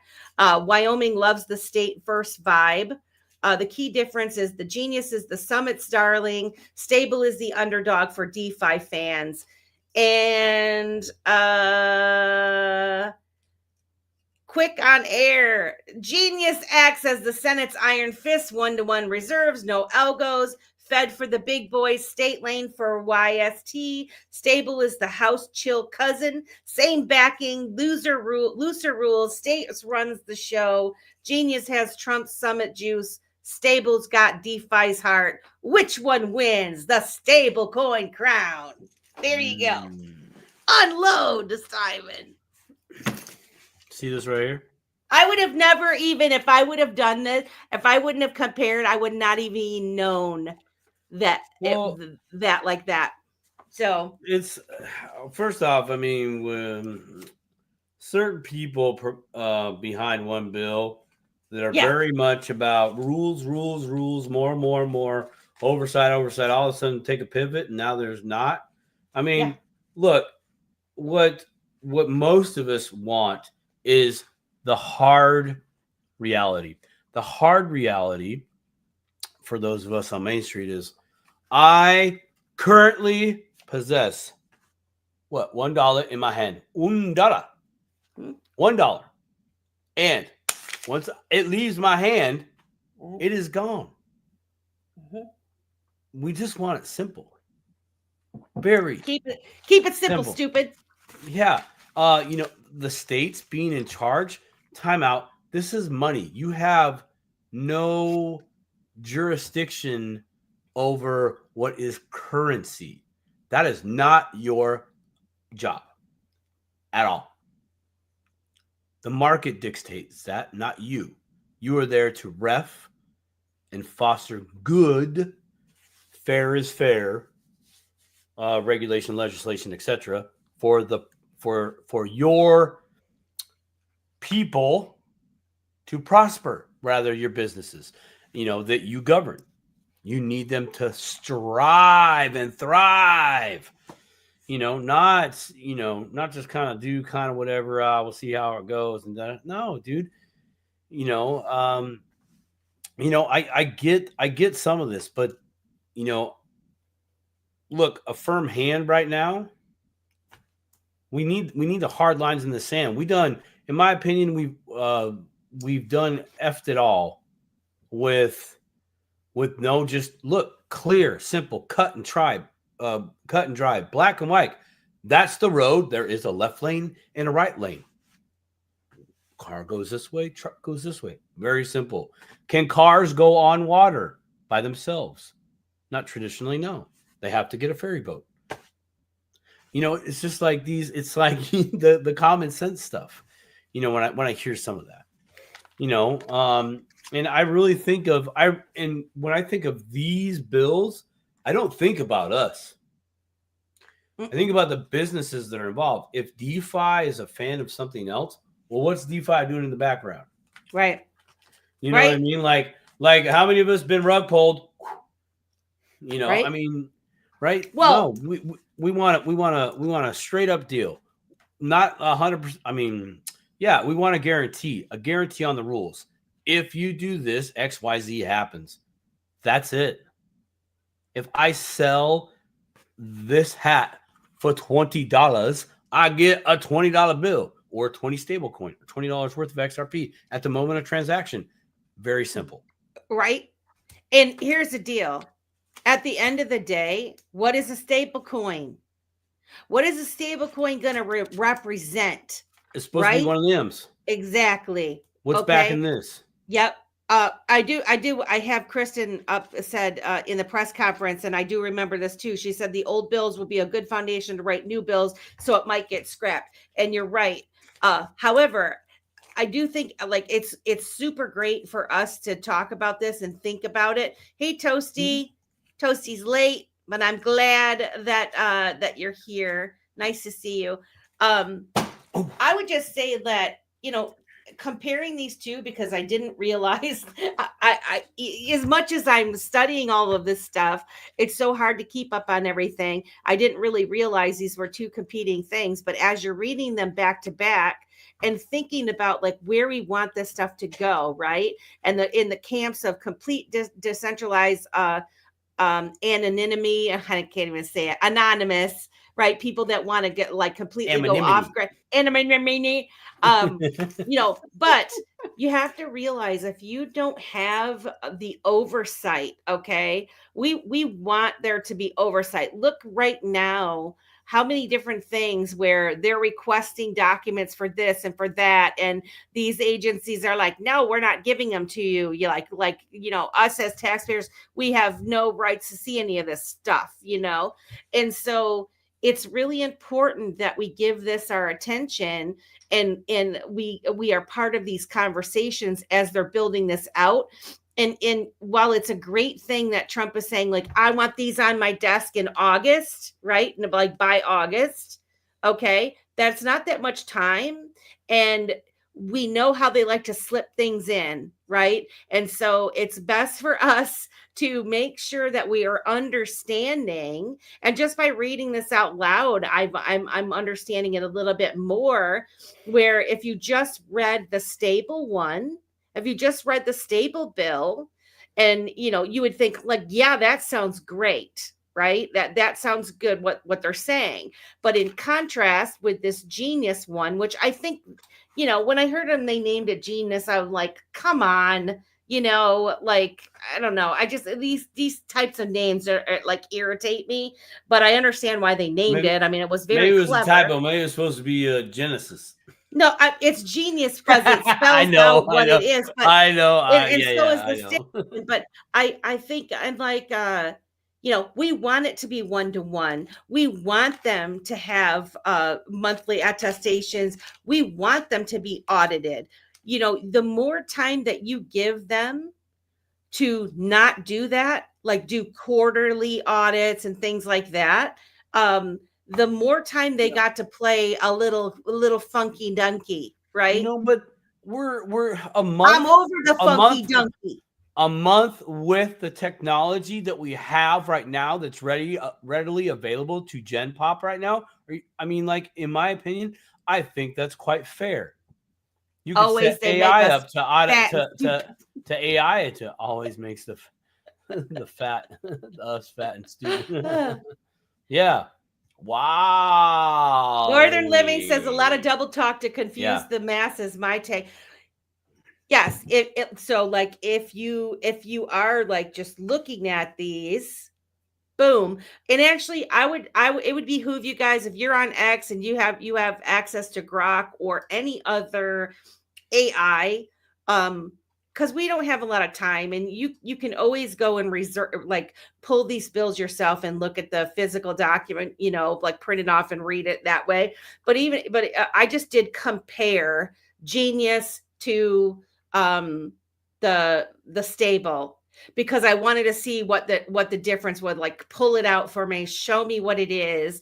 And it's been incredibly helpful for me to even grasp and even be able to have a conversation about it. Don't Google it, Grok it. Did I say Google? I didn't mean to say Google. I meant to say Grok. Don't Google it, just Grok it. Just Grok it. I don't Google anything. Dude, you need to I don't. record that When's the stuff and last give it time to you Googled Elon. anything? Yeah, I don't Google. Stop the Google. Start the Grok. I Google, but Grok, baby. These types of things are really important. And so I guess I do think about the stable, where, the whole states' rights thing. And so, there's a lot of people that talk about the Constitution and, how we should all have it like be individual and that sort of thing. But like I said, if it is all in control by the states, and you're talking about our money. So, I mean, the stable coins are going to be our money. You know what I mean? Like, eventually, like the whole digital dollar and everything moving over, I want that to be as transparent as possible, because I don't think that the average person even realizes that our money is not even real. Like, it's debt. It's all debt. It's all a lie, And until you start studying about money, you have no idea about that kind of stuff. Use Corso. We're going to Vegas. everybody that's going to Vegas, tell us in the chat that you're going. Put a 1 in the chat. You going to Vegas at the end of May. We're going to have a pre-party. Alan Staple and Dave from Digital Outlook and T.O. Trini are sponsoring a pre-party on Thursday night in Vegas. We're working on the details. As soon as we've got them down, we'll let you know. But it's gonna be like send a RSVP to XRP Community Social at gmail.com. We're gonna because there's only gonna be so many spots, and we're gonna need to know how many people. Plus, I make these super awesome name badges that everybody will get. That'll have your. Mine is still in my backpack from last year. I like it's awesome. I use that as no, I'm right here. Click. Yeah. Right. Oh, it's a channel. Yeah. Well. Yeah, and if you got oh yeah, Team Green's going. Yeah, and if you tell me early enough, so when I start making them here pretty quick, as soon as I get the green light, then you'll have I'll be able to put your scan thing. Like last year, I made little scans for everybody. So as you're walking around, you have that around your thing, and you could it's a scan. It's a scan. Oh yes, you will be. Oh, Marvin Davis is going to be again. I missed you, Marvin Davis, last year. I didn't meet you last year, but I'm hoping to meet you this year. It's going to be so fun. I'm looking so forward to it. I got to save up my money. XRP Renegade's going to be there. Man, oh, yeah. The Renegade is going to be there. I know. The Renegade and the Professor. I love the Professor. I know. I haven't seen the Professor. I know he's crushing it behind the scenes. I know he's crushing it right now. Has he? I haven't talked to him in such a long time. That's how I know he's crushing it. It's been so long. That's how I know he's crushing it. It's when you don't hear from us. You're like, what have you been up to? 7 days a week working solid. Yeah. So 68J guys and CKJ, they're hosting a party on Saturday from 8 p.m. to 1 a.m. If you just Google 68J Crypto for Life YouTube channel, he'll be putting out the details, and he's on X too. But in any event, guys, there's only so many tickets available to that party. I'm gonna go to that too. Tickets now are $40, and then they're $50 at the door. But I think there's only like 100 tickets left, and they've got like a lineup of people like Linda P. Jones and Molly Elmore and just a whole bunch of different speakers are going to be. So it's going to be like a little mini conference. And they're going to have music. Crypto Tales is going to sing. And it should be quite the party on Saturday night. And gotta be what night we're going to do karaoke. We're totally doing karaoke again. And I got to figure out what night is going to be the best night that we can go and do it. But I want to go to the same place because that was just so much fun last year. We got to do it. And that was in my DJing career, I've been to a lot of places, and I'll tell you what, if I was in my drinking days and that was a local place, I'd be hitting that spot up on the regular. That was a true fireplace. What's up? What happened? What? Oh, Team Green said 200 tickets over 100 have sold already. Yeah, see, that's the thing. It's like it's gonna be a great. Oh, you're not going, Kelly? Darn it! I really thought you were going. A lot of things can change. We got some months here. But yeah, if you guys aren't, this is what Simon and I were saying, like we went last year.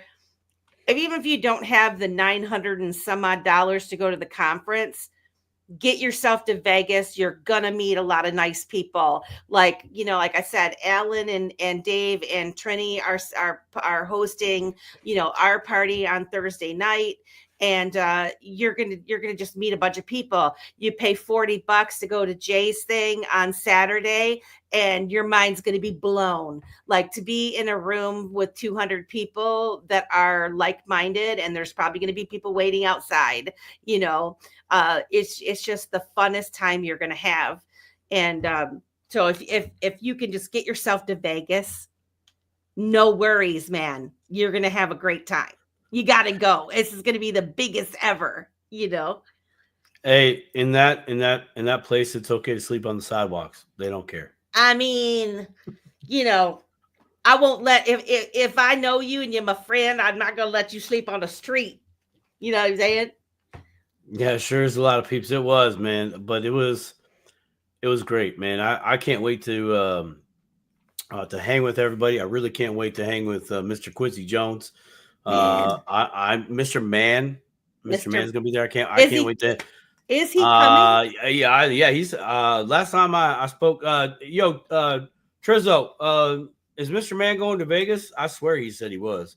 Man, I hope so. Yeah. Mr. Zam says I got big energy. Yeah, I do. I fell asleep on the ladder last year. Look at this guy. You did? Listen, I probably didn't even sleep, but I don't know, 10 hours the whole time. Yeah, the whole time, right? Yeah, because I came in on Tuesday. I was stupid tired. No, Wednesday. It was Tuesday or Wednesday. And then I had all Wednesday just to go do things. And then Thursday it was game time. We checked out the venue. We had the party. And then, I mean, it was just go. And even when I got home, and I drove the car an hour and a half to home, it was like I was so tired. But when you're so tired, it's like you don't want to eat, but you can't sleep. And you're just like, dude, I just need some help. Team Green said, who sleeps in Vegas? Nobody sleeps in Vegas. I sleep in Vegas. Huh? I sleep with one eye open. Who's that? The other cool thing, guys, is that so Alan Staple of the Staple Crew, if you're not following his channel, look it up, The Staple Crew. Fantastic content that he has. He is getting a booth inside of the conference this year, and we, Dip a Toe Show, are going to be part of that booth, and we are going to be streaming the whole time. And IMUTV, Robin, Niall, and Fitzy are going to be able. Actually, I think it's Rob and Fitzy are going to come to Vegas. Niall's going to be in HQ. He's going to be at headquarters. He's going to be at headquarters, but they're going to be there as well, and we're going to just have different live streams and interviews, and so that's starting to come together nicely. But it's going to be so much fun. Of course, Rob and Fitzy will be at our party too on the Thursday night. They probably will be, XRP Las Vegas on the big screen, Niall said. And I don't know, Niall, Rob, and Fitzy, if you guys don't have your tickets, we need to get you in touch with Crypto J, 68J, because I don't know if you know him or not, but he is another channel that totally should be on IMUTV. And you guys need to hook up. You need to connect. Because I'm sure he would want you guys there at the party. I don't even know if he realizes how big what IMUTV is doing. But anyway, we're super excited about Vegas. We have 175 people watching this evening, and we have 10 minutes left. Do you think? I think I try not to. It's hump day. I don't know. You guys. Kristen says she thinks she's going. She hasn't confirmed yet. Please make sure you confirm it, Kristen, because I want to meet you I want to hug your neck. Kita's going for sure. That's what Kita always says. I'm going to hug your neck. She's a tall girl. She hugs everybody neck, man. I just found out that Optimistic Prime Amanda is 5'8". I'm like, so you guys, I'm like 6'1". I don't know if you knew that.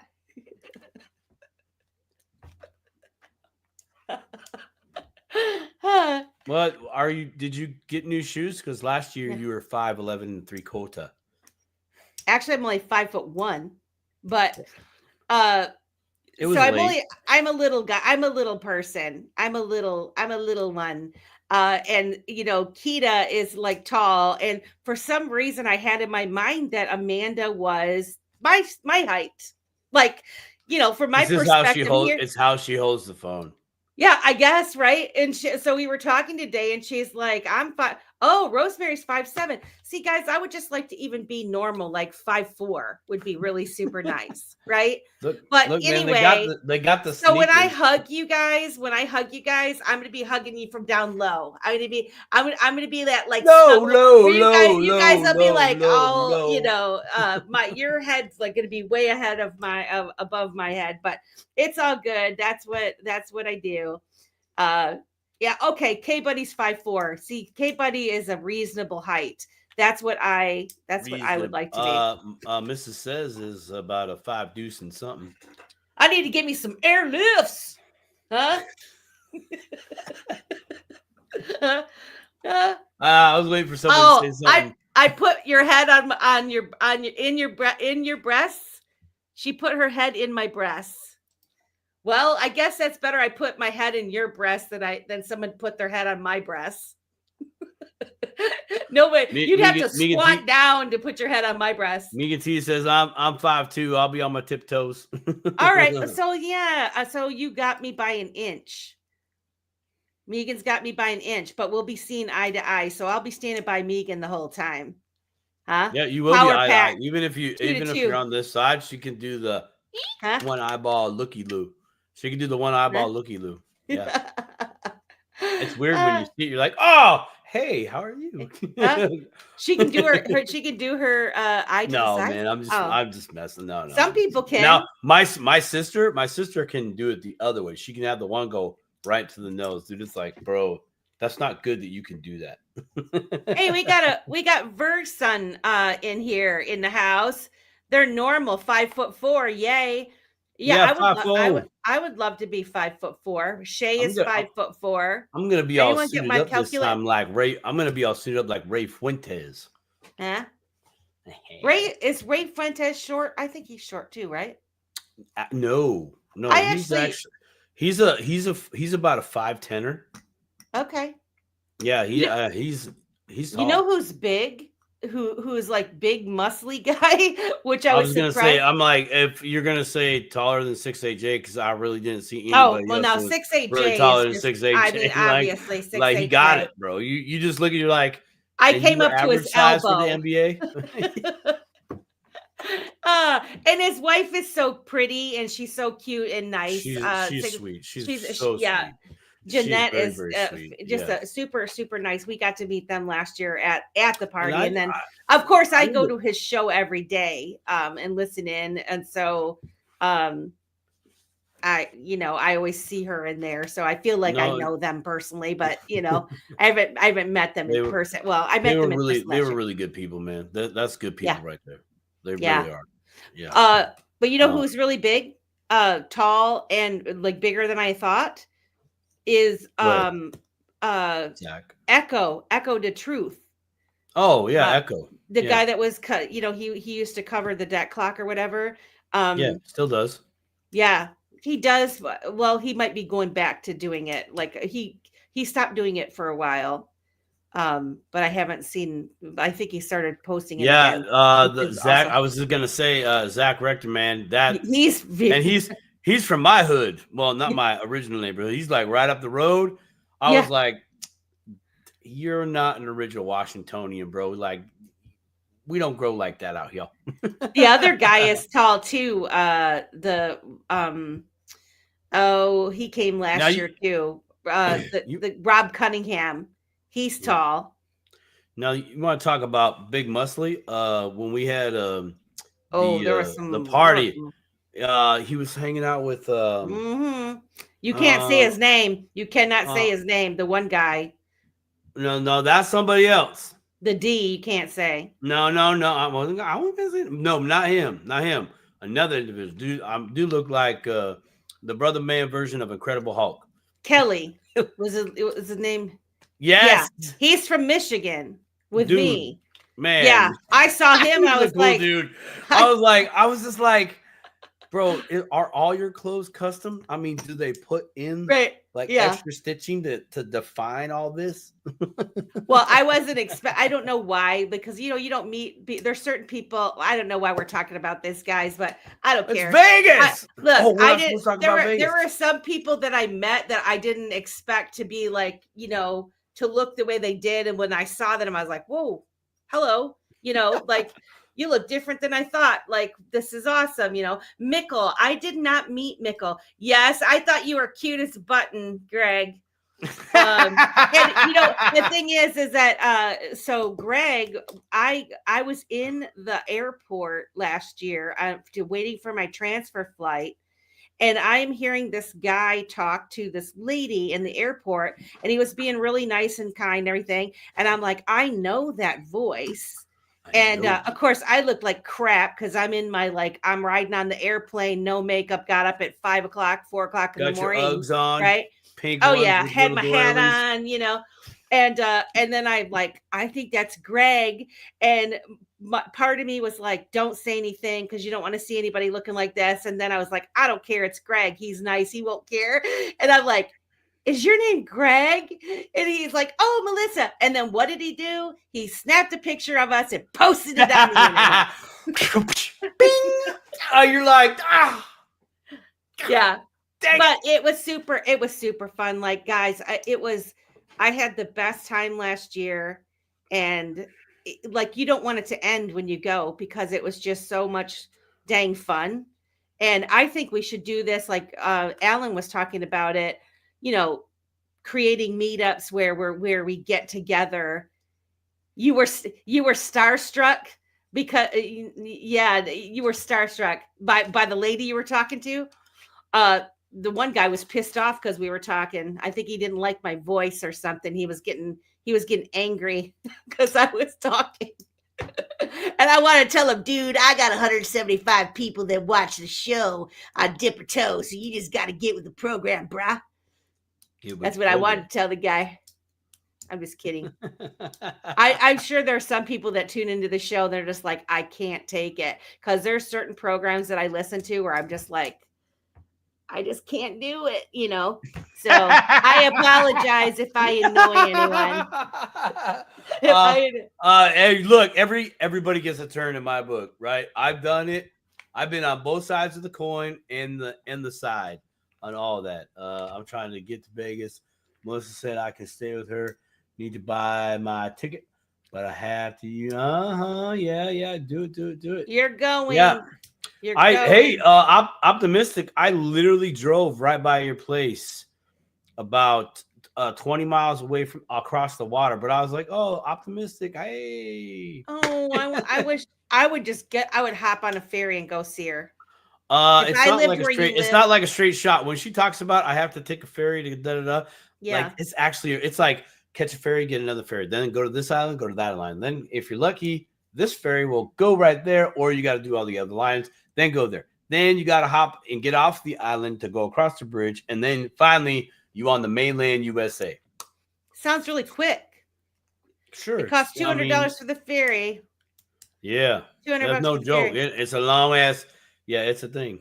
One of these days, I'm going to get Ryan. I'm just going to say, we have to go. I'm jealous. Greg's transferring all over the place. He got to go meet Schmeckles in Australia. Was it Australia? I think he was just in. He goes everywhere and meets everybody. I want to go do that. I want to be in a position in life that I can do it. When's my ship coming in, man? I was not in the Canada. I live in Washington State. Literally, I am I don't want to say a stone's throw, but for me it is. I can see Vancouver Island as soon as I get to one island. It's like right there. Nice. I'm like literally right across the water from Optimistic. Nice. Yeah. Oh yeah, is that one way? It's $200. It probably is one way. Or Yeah, is it it's round trip? yeah. Okay. It ain't no joke. Like I would spend it to go see my friends. She can take if she as goes long all as the way I down to can camp Victoria. out in her yard. She can go to Victoria to like Port Angeles, Washington, and from there, then she's pretty much good to go. Except for one more ferry. But yeah, I told her one of these days, I'm like, you figure out a time or a weekend, I'm pretty sure I can come up at least for the day. I'll pass the checkpoint. Yeah. Hey, Toasty, are you coming to Vegas? I didn't see it in the chat. He says he's beyond lucky to have met Greg Pruitt twice now. You'll not find a finer human being. Bet. I agree. I think Greg is fantastic.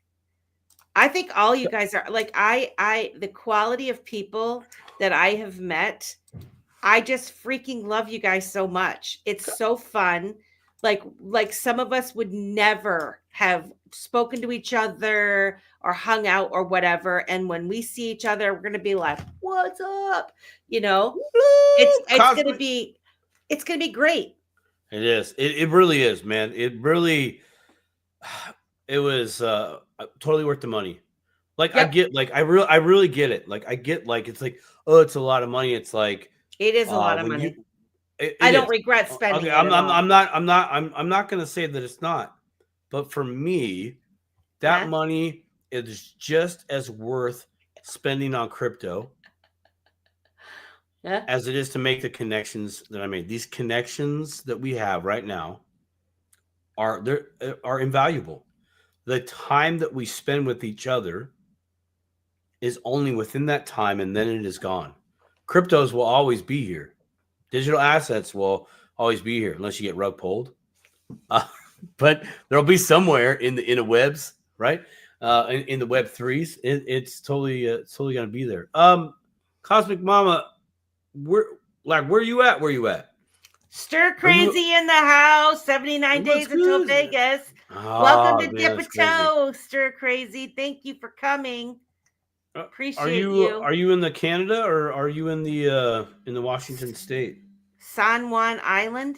San Juan Island. Yeah, that's where Megan T is from. San Juan Island.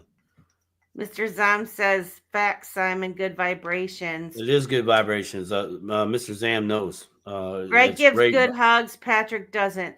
I don't know if I got a hug from Patrick. I think I did. Vancouver Island. I think I did, but I will agree. Greg gives very good hugs. So does Kelly. Kelly gives great hugs too. Kelly's a ball of energy, man. Kelly's awesome. And this year, hopefully, Darla's coming. She gonna do the pictures? So if she comes, she's gonna do pictures. Darla, we seriously need your help with personal photographer and bodyguard. She said we really need help because Melissa and I were like, we had 30 days at least to go. Oh, we're gonna do these headshots. We need headshots for the channel. We got there and we're like, what headshots? Yeah. God. It's funny. It like AI created one for Simon. I love it. I believe it. I know it looks great. It looks just like you. Damn. And then I tried to do AI for me. Can I look like that? I don't know what happens when the AI looks at my face, but it's like, oh hell no. Not gonna do it.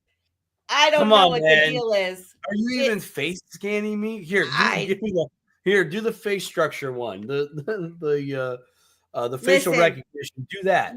You got even like you guys know like my old like I've changed it now, but my original World Be Free little character that had the black hat and the glasses and stuff. It looked just like me.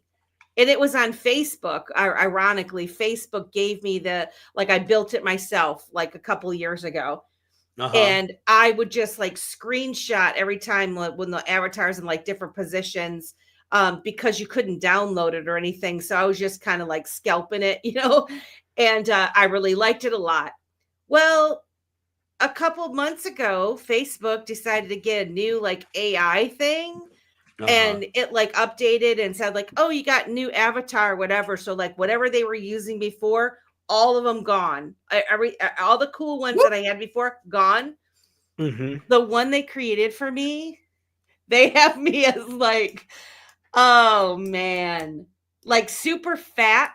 First of all, super fat and like does not look like me. Like, okay, I'll go with like chubby. That's fine. I don't mind that, you know, that you made me chubby, but it doesn't look like me at all. And I'm like, what the hell picture are you using that you created? So I don't do that. I'm not doing it anymore. So I was just I was pissed. I was like, what are you trying to say, real, Facebook? Keep it the real. Huh? Just keep it the real, baby. Keeping it real. Keeping it real. Hada XRP. What is that? Gotta. No, that's at Hada XRP. Gotta be. We need to plan something we can do to her celebrate. You know, man, I hope that we covered. We did. I think that was good. I mean, I was surprised like there was no questions or there was a few commentaries. I thought people would pop in tonight. But it was a pleasure. 175 mother pluckers here giving us their time, energy. No, but I thought people would like join stage, but you know, I realized like this is one of those topics like if somebody threw me a link and said like hop on, and not being super researched on it, I don't know that I would want to get on either, you know, just because it's like there's so much going on with it. But I really do think it's important for us to give this at least a little bit of our attention. And while we're enjoying the quote unquote show that's being thrown out in front of us every damn day, we have skin in the game, so it affects us, right? We do need to give it attention. Absolutely. Oh, thanks, Kay Buddy. She says our show is so fun. Appreciate. Yeah, I do hope that you guys got something from it. If it kind of made you think a little bit, that's what Kristen says she just wanted to watch in her pajamas. I don't blame you, Kristen. I wanted you because I know you're so smart. Anybody that doesn't know Kristen Deck in the chat, she's Lady K on X, and she is a co-host on Stone's Coffee and Crypto. Her and Optimistic Prime are Stone's regular co-hosts on there, and plus she does a lot of other shows too, and she just knows a lot. You know, she's been around, and I'll always pop in a space that Kristen's in, and she's in there talking with the big dogs, you know what I mean? And like making complete sense and getting quite a bit of respect, which I think is awesome, you know? So if you're ever on X and you see Kristen in one of those spaces, you should probably listen in, you know? Same thing with Optimistic Prime. I mean, I could list, there's so many people, but very, very smart, highly intelligent, powerful women. Yeah. I have seen more of a little bit of a calming down with the bickering in spaces, which, like I said, they were having reasonable discussions about Bitcoin and the energy and things like that. And I just think that that's just so much more beneficial for people that are wanting to dip their toe to kind of listen in and figure out like, what the hell are we even talking about here? You know, if you go in and you got people that are bickering back and forth, like nobody wants to listen to that. Look, man, I just like, okay. This is something that most of us, we don't learn. We're not taught. Okay. And that's okay. We're usually taught through experience. But one of the tricks is in any type of wealth building, whether that's a business or personal wealth, what you got? Which you turn your head, you make me all go cuckoo. I don't know. You know that I know that you know. I don't know what he's talking about.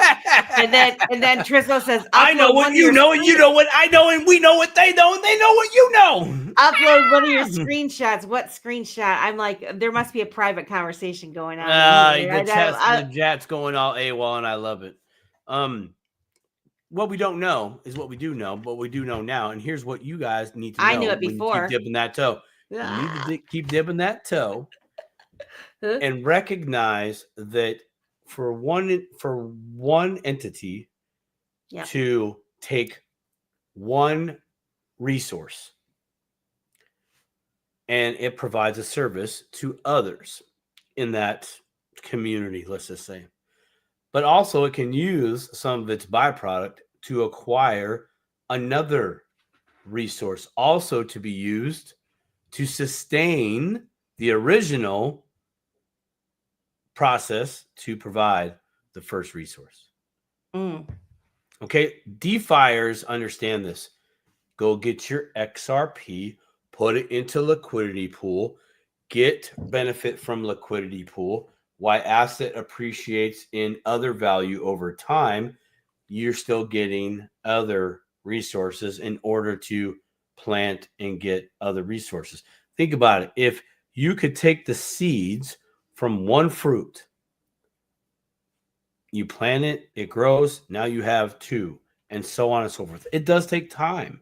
But when we think about these energy companies and they're taking, it's like, well, we just counted it as a loss. Well, now like, whoa, wait, we can modify it. Now we actually have something to put it to use. Right now, that's mining Bitcoin.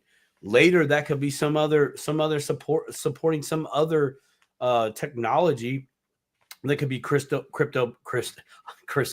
That could be Crisco based. Crypto. Crispy. What? Man, that's straight up. I like this Crisco currency. It could be crypto based, or some other type of digital asset. Right. And that's where we're at. We're using one thing in order to generate more resources and assets and etc. As a society, not as like I said earlier, where the way the world is going, like the people, they don't understand like how many data centers we already have and how many data centers we're going to need for all the AI stuff and just all the stuff, right? Everything being the interoperability of it all and everything. There's the data center side of it. And what I wonder is, like with Bitcoin in particular, the mining of Bitcoin, and then knowing that, they're trying to create the regenerative energy, or like where Bitcoin miners get so hot, they create the heat, right? And so like, can that heat be taken and created into another form of energy, like taking it down into something that's, shoots the wheel, creates the steam that creates the electricity to electrify the data center? Like, can they work cohesively together? Yes, they can. The data center that is supposed, and here's the thing where one more thing I want to say about Bitcoin, because the world is holding Bitcoin. Okay. It's gained so much traction around the world. The more that these other countries invest and hold and consider them a reserve asset also, it won't behoove them to destroy it, because it will be valuable for their country also. So like, right now where they want to blow this up and blow that up. And, I think it could be another way to level the playing field. And then you have XRP being used to exchange value for value in seconds around the world, creating the ability to have true sovereignty in countries with whatever currency they choose. I mean, there's some powerful stuff going on right now. And I don't know if people are thinking about it. Mr. Zam said, yes. Thermal recycling in a data center is often referred to as waste heat recovery or heat reuse. This process captures excess heat generated by IT equipment and repurposes it for their. So I'm right. It's doable then, Mr. Zam. We do that. We do that in HVAC. Right? That's literally what we do. Any see, like that's the one thing that most companies recognize.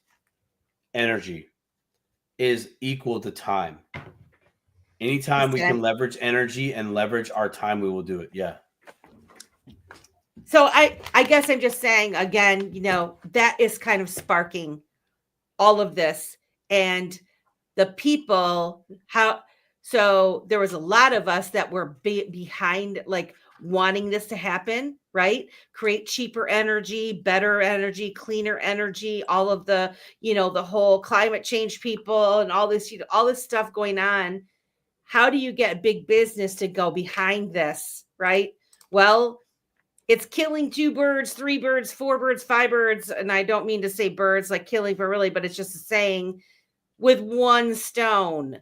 There's so many things that are happening with one stone. With one stone. Get your I just NFT see him breaking into a room. Today. I am stoned. But I'm just saying, it's like there's so many different things that are happening. And because now it is benefiting those big boys that have the money, now they're going to allow that innovation to come into play, and they're going to look like the heroes because they created it, when, Timmy was tinkering in his basement and figured this shit out, 50 years ago. Yep. You know what I'm saying? So yeah, I do. To these folks right here, optimistic. Where to go? Coffee and crypto. Let's go. Here it is. Mr. Zam, how can that be tokenized? That's interesting. I had a very conversation about Mr. Zam's in IT a long time. A long time. Oh, yeah. I just want confirmation, Mr. Zam, that I don't sound like a complete idiot. No, you're when it comes to IT, like, because I am literally somebody on the outside trying to figure this stuff out, and what I see as just an outsider, right? And trying to put like common sense of what I think. And so I think I'm like close to the being right in the right room. And I might be like knocking at the door, like, am I close, kids? It's what you're talking about is a thing. Yeah, I know, because I build those rooms in the buildings for data centers.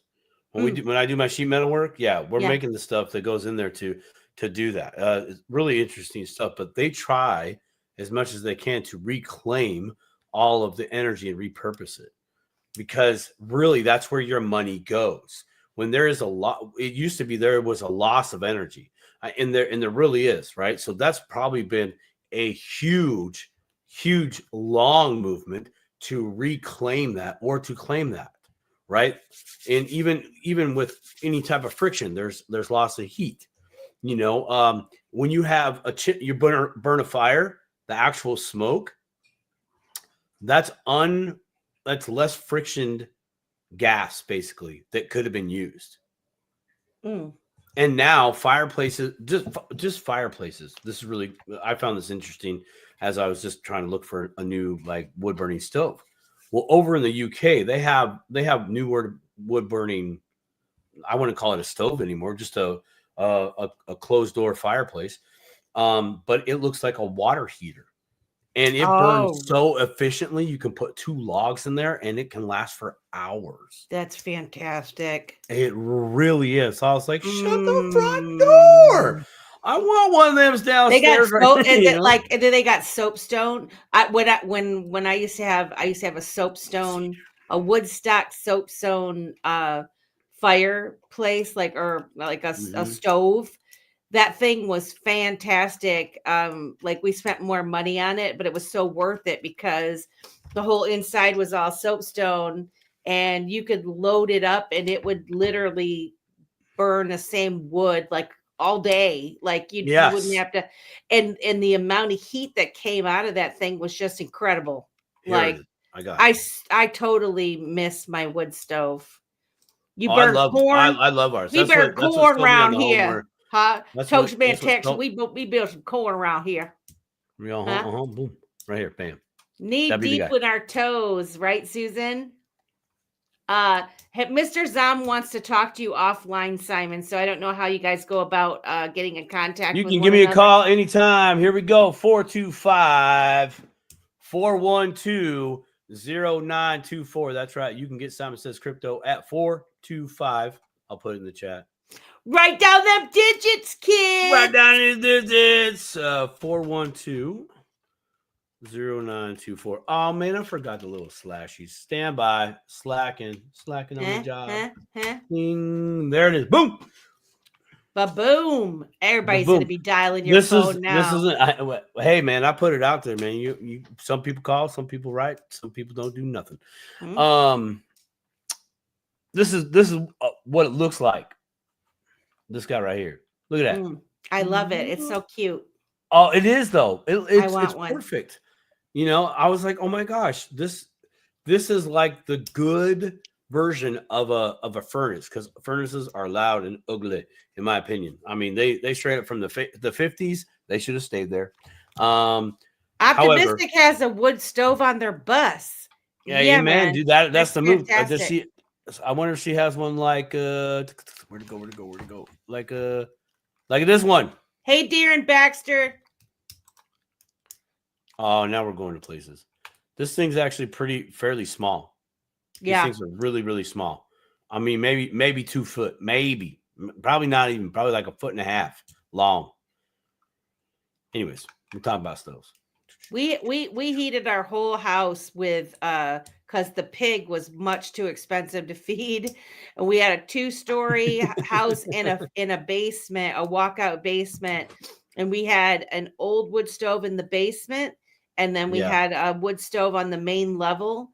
And most of the time, man, my bones felt so good.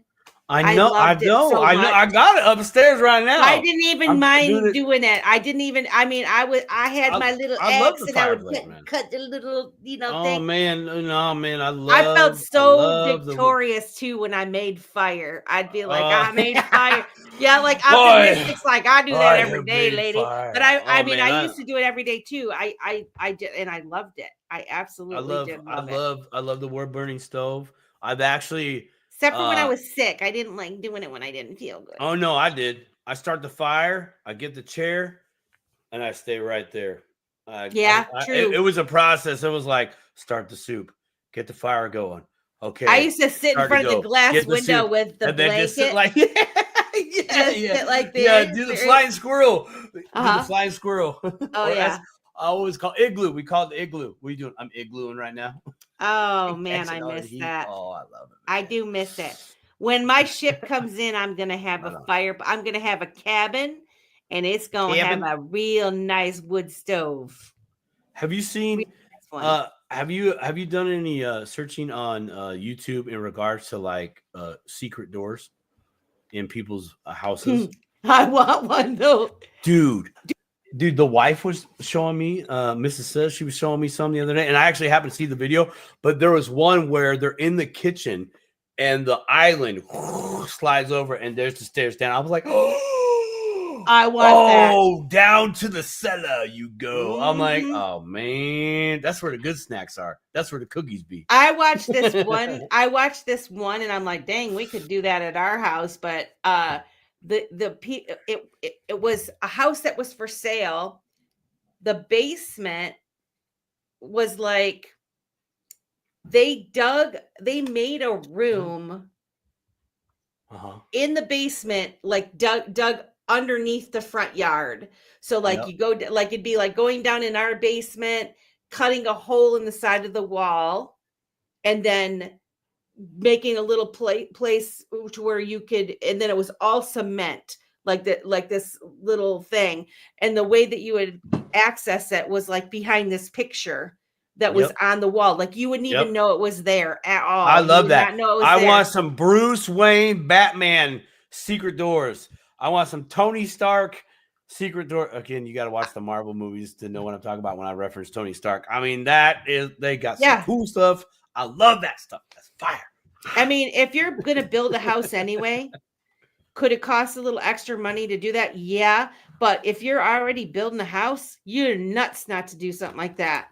Know what I'm Dude, saying? get it. I mean, dude, I mean, I like that stuff just for the creativity alone or good use of space, which I mean, here we are talking about energy, recapitulating nature. What about space? Put some Right. space to good use, you know? I Huh? mean, you could literally Why have a not? whole miner in your house that could heat your Tunnel. house, Darren you know? says tunnel. Tunnel. Exactly.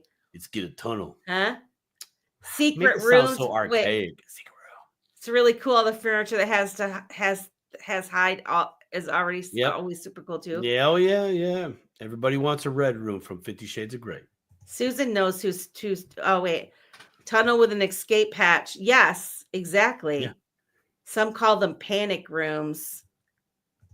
What I mean, we're gonna have so much fun. Like I just Oh know, yeah. like when I get money, uh, I'm gonna, Boom, I'm ba, gonna, boom, I'm boom, gonna have boom, I'm gonna have boom, me a boom, secret boom, room. ba, boom, We have boom, a couple boom, different boom. secret.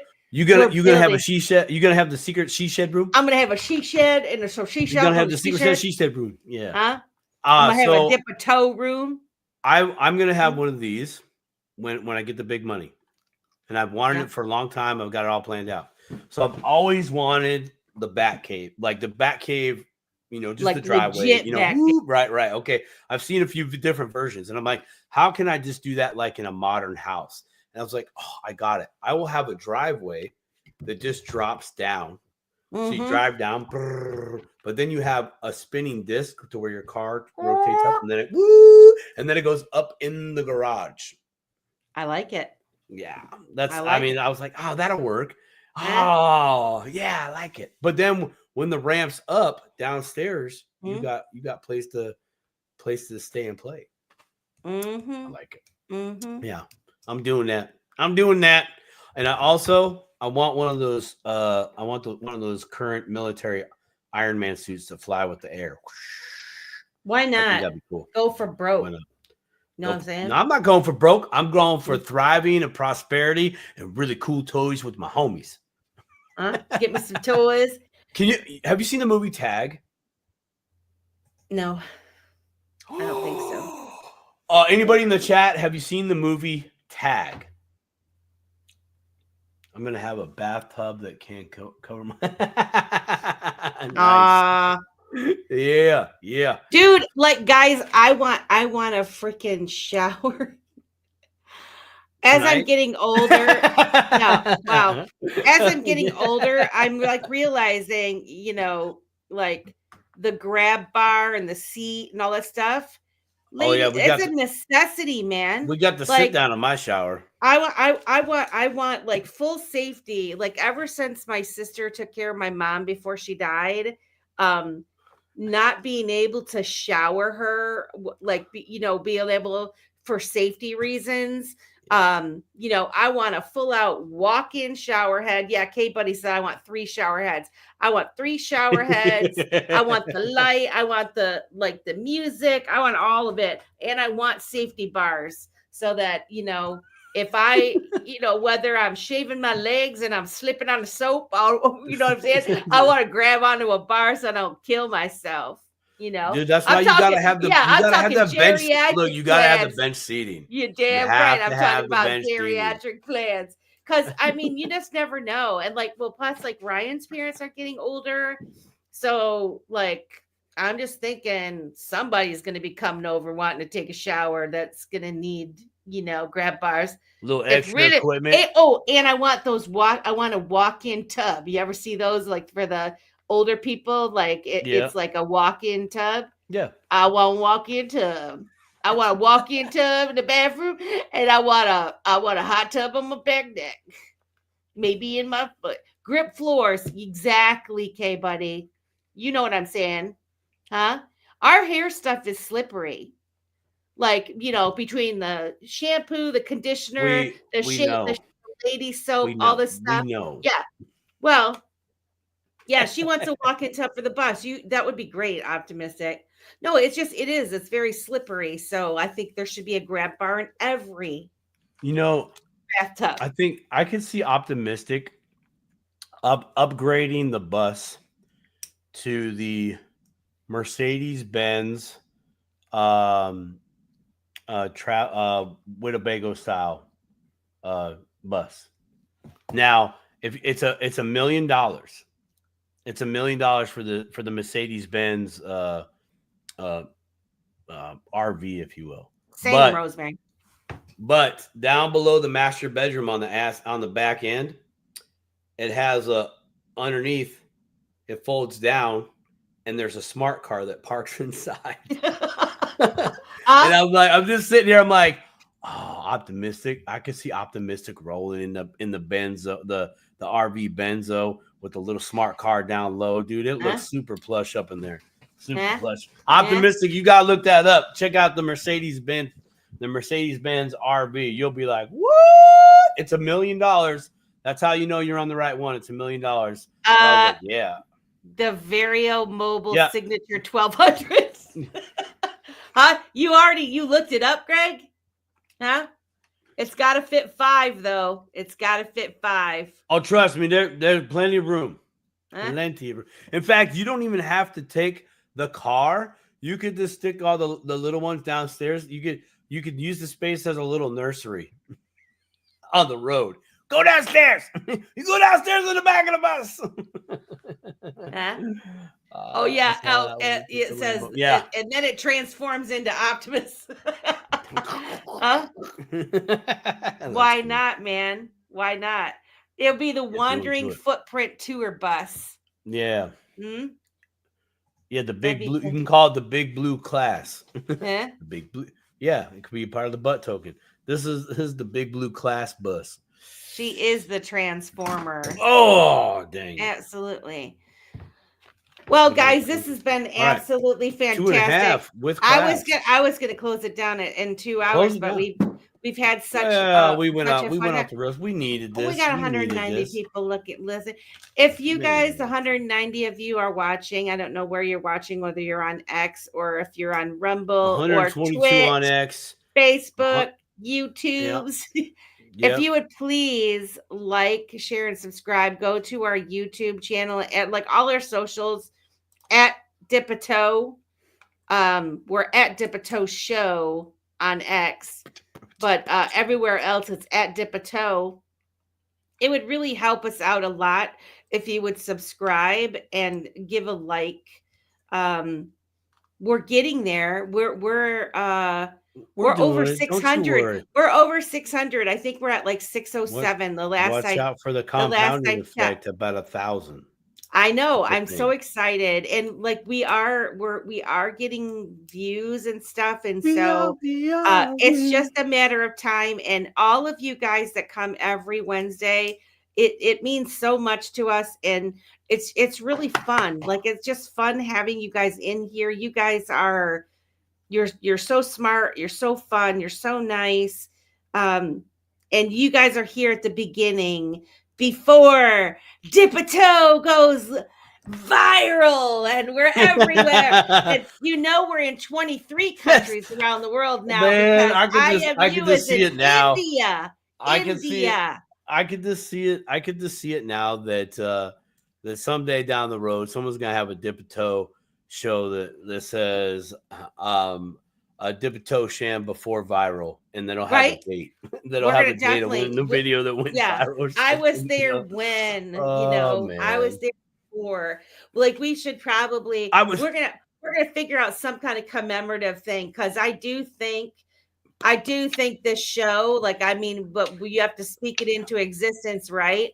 I do think this show has huge potential to get out there, and everybody that is supporting us now, you're already going bacterial. It's just a matter of time. That's what I'm saying, huh?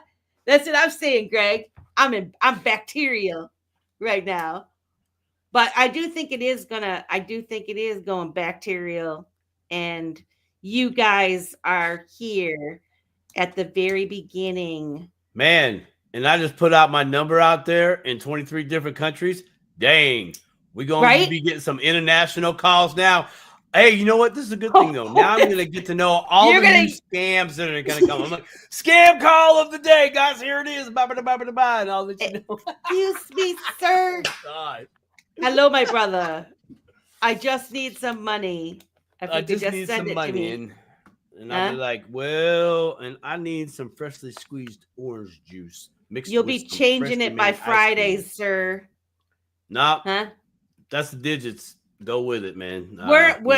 We still are a small channel, so like we probably get like 300 views on this video. I'm probably gonna get about 400 prank calls. And then the lucky scammer has to like watch the whole video and check out the chat to get the dig, so they probably won't even know. Huh? It's pretty safe. I'd say it's pretty safe. Hey, it's just one of those things where you're like, oh, that's right, we international now. Ah, dang. Good thing I didn't tell you which country I'm in. I'm sure you can't figure it out if you went back and watched all the videos. Rosemary had a number once that was a refugee resource number and got calls from refugee camps in Africa at 3 a.m. Huh? Oh my gosh, I'd be like, nope, scam. It's 3 a.m. Okay, I got 2 more hours of sleep. I got 2 more hours of sleep before I got to get up. Is that an African number again? Don't answer it. It's all good.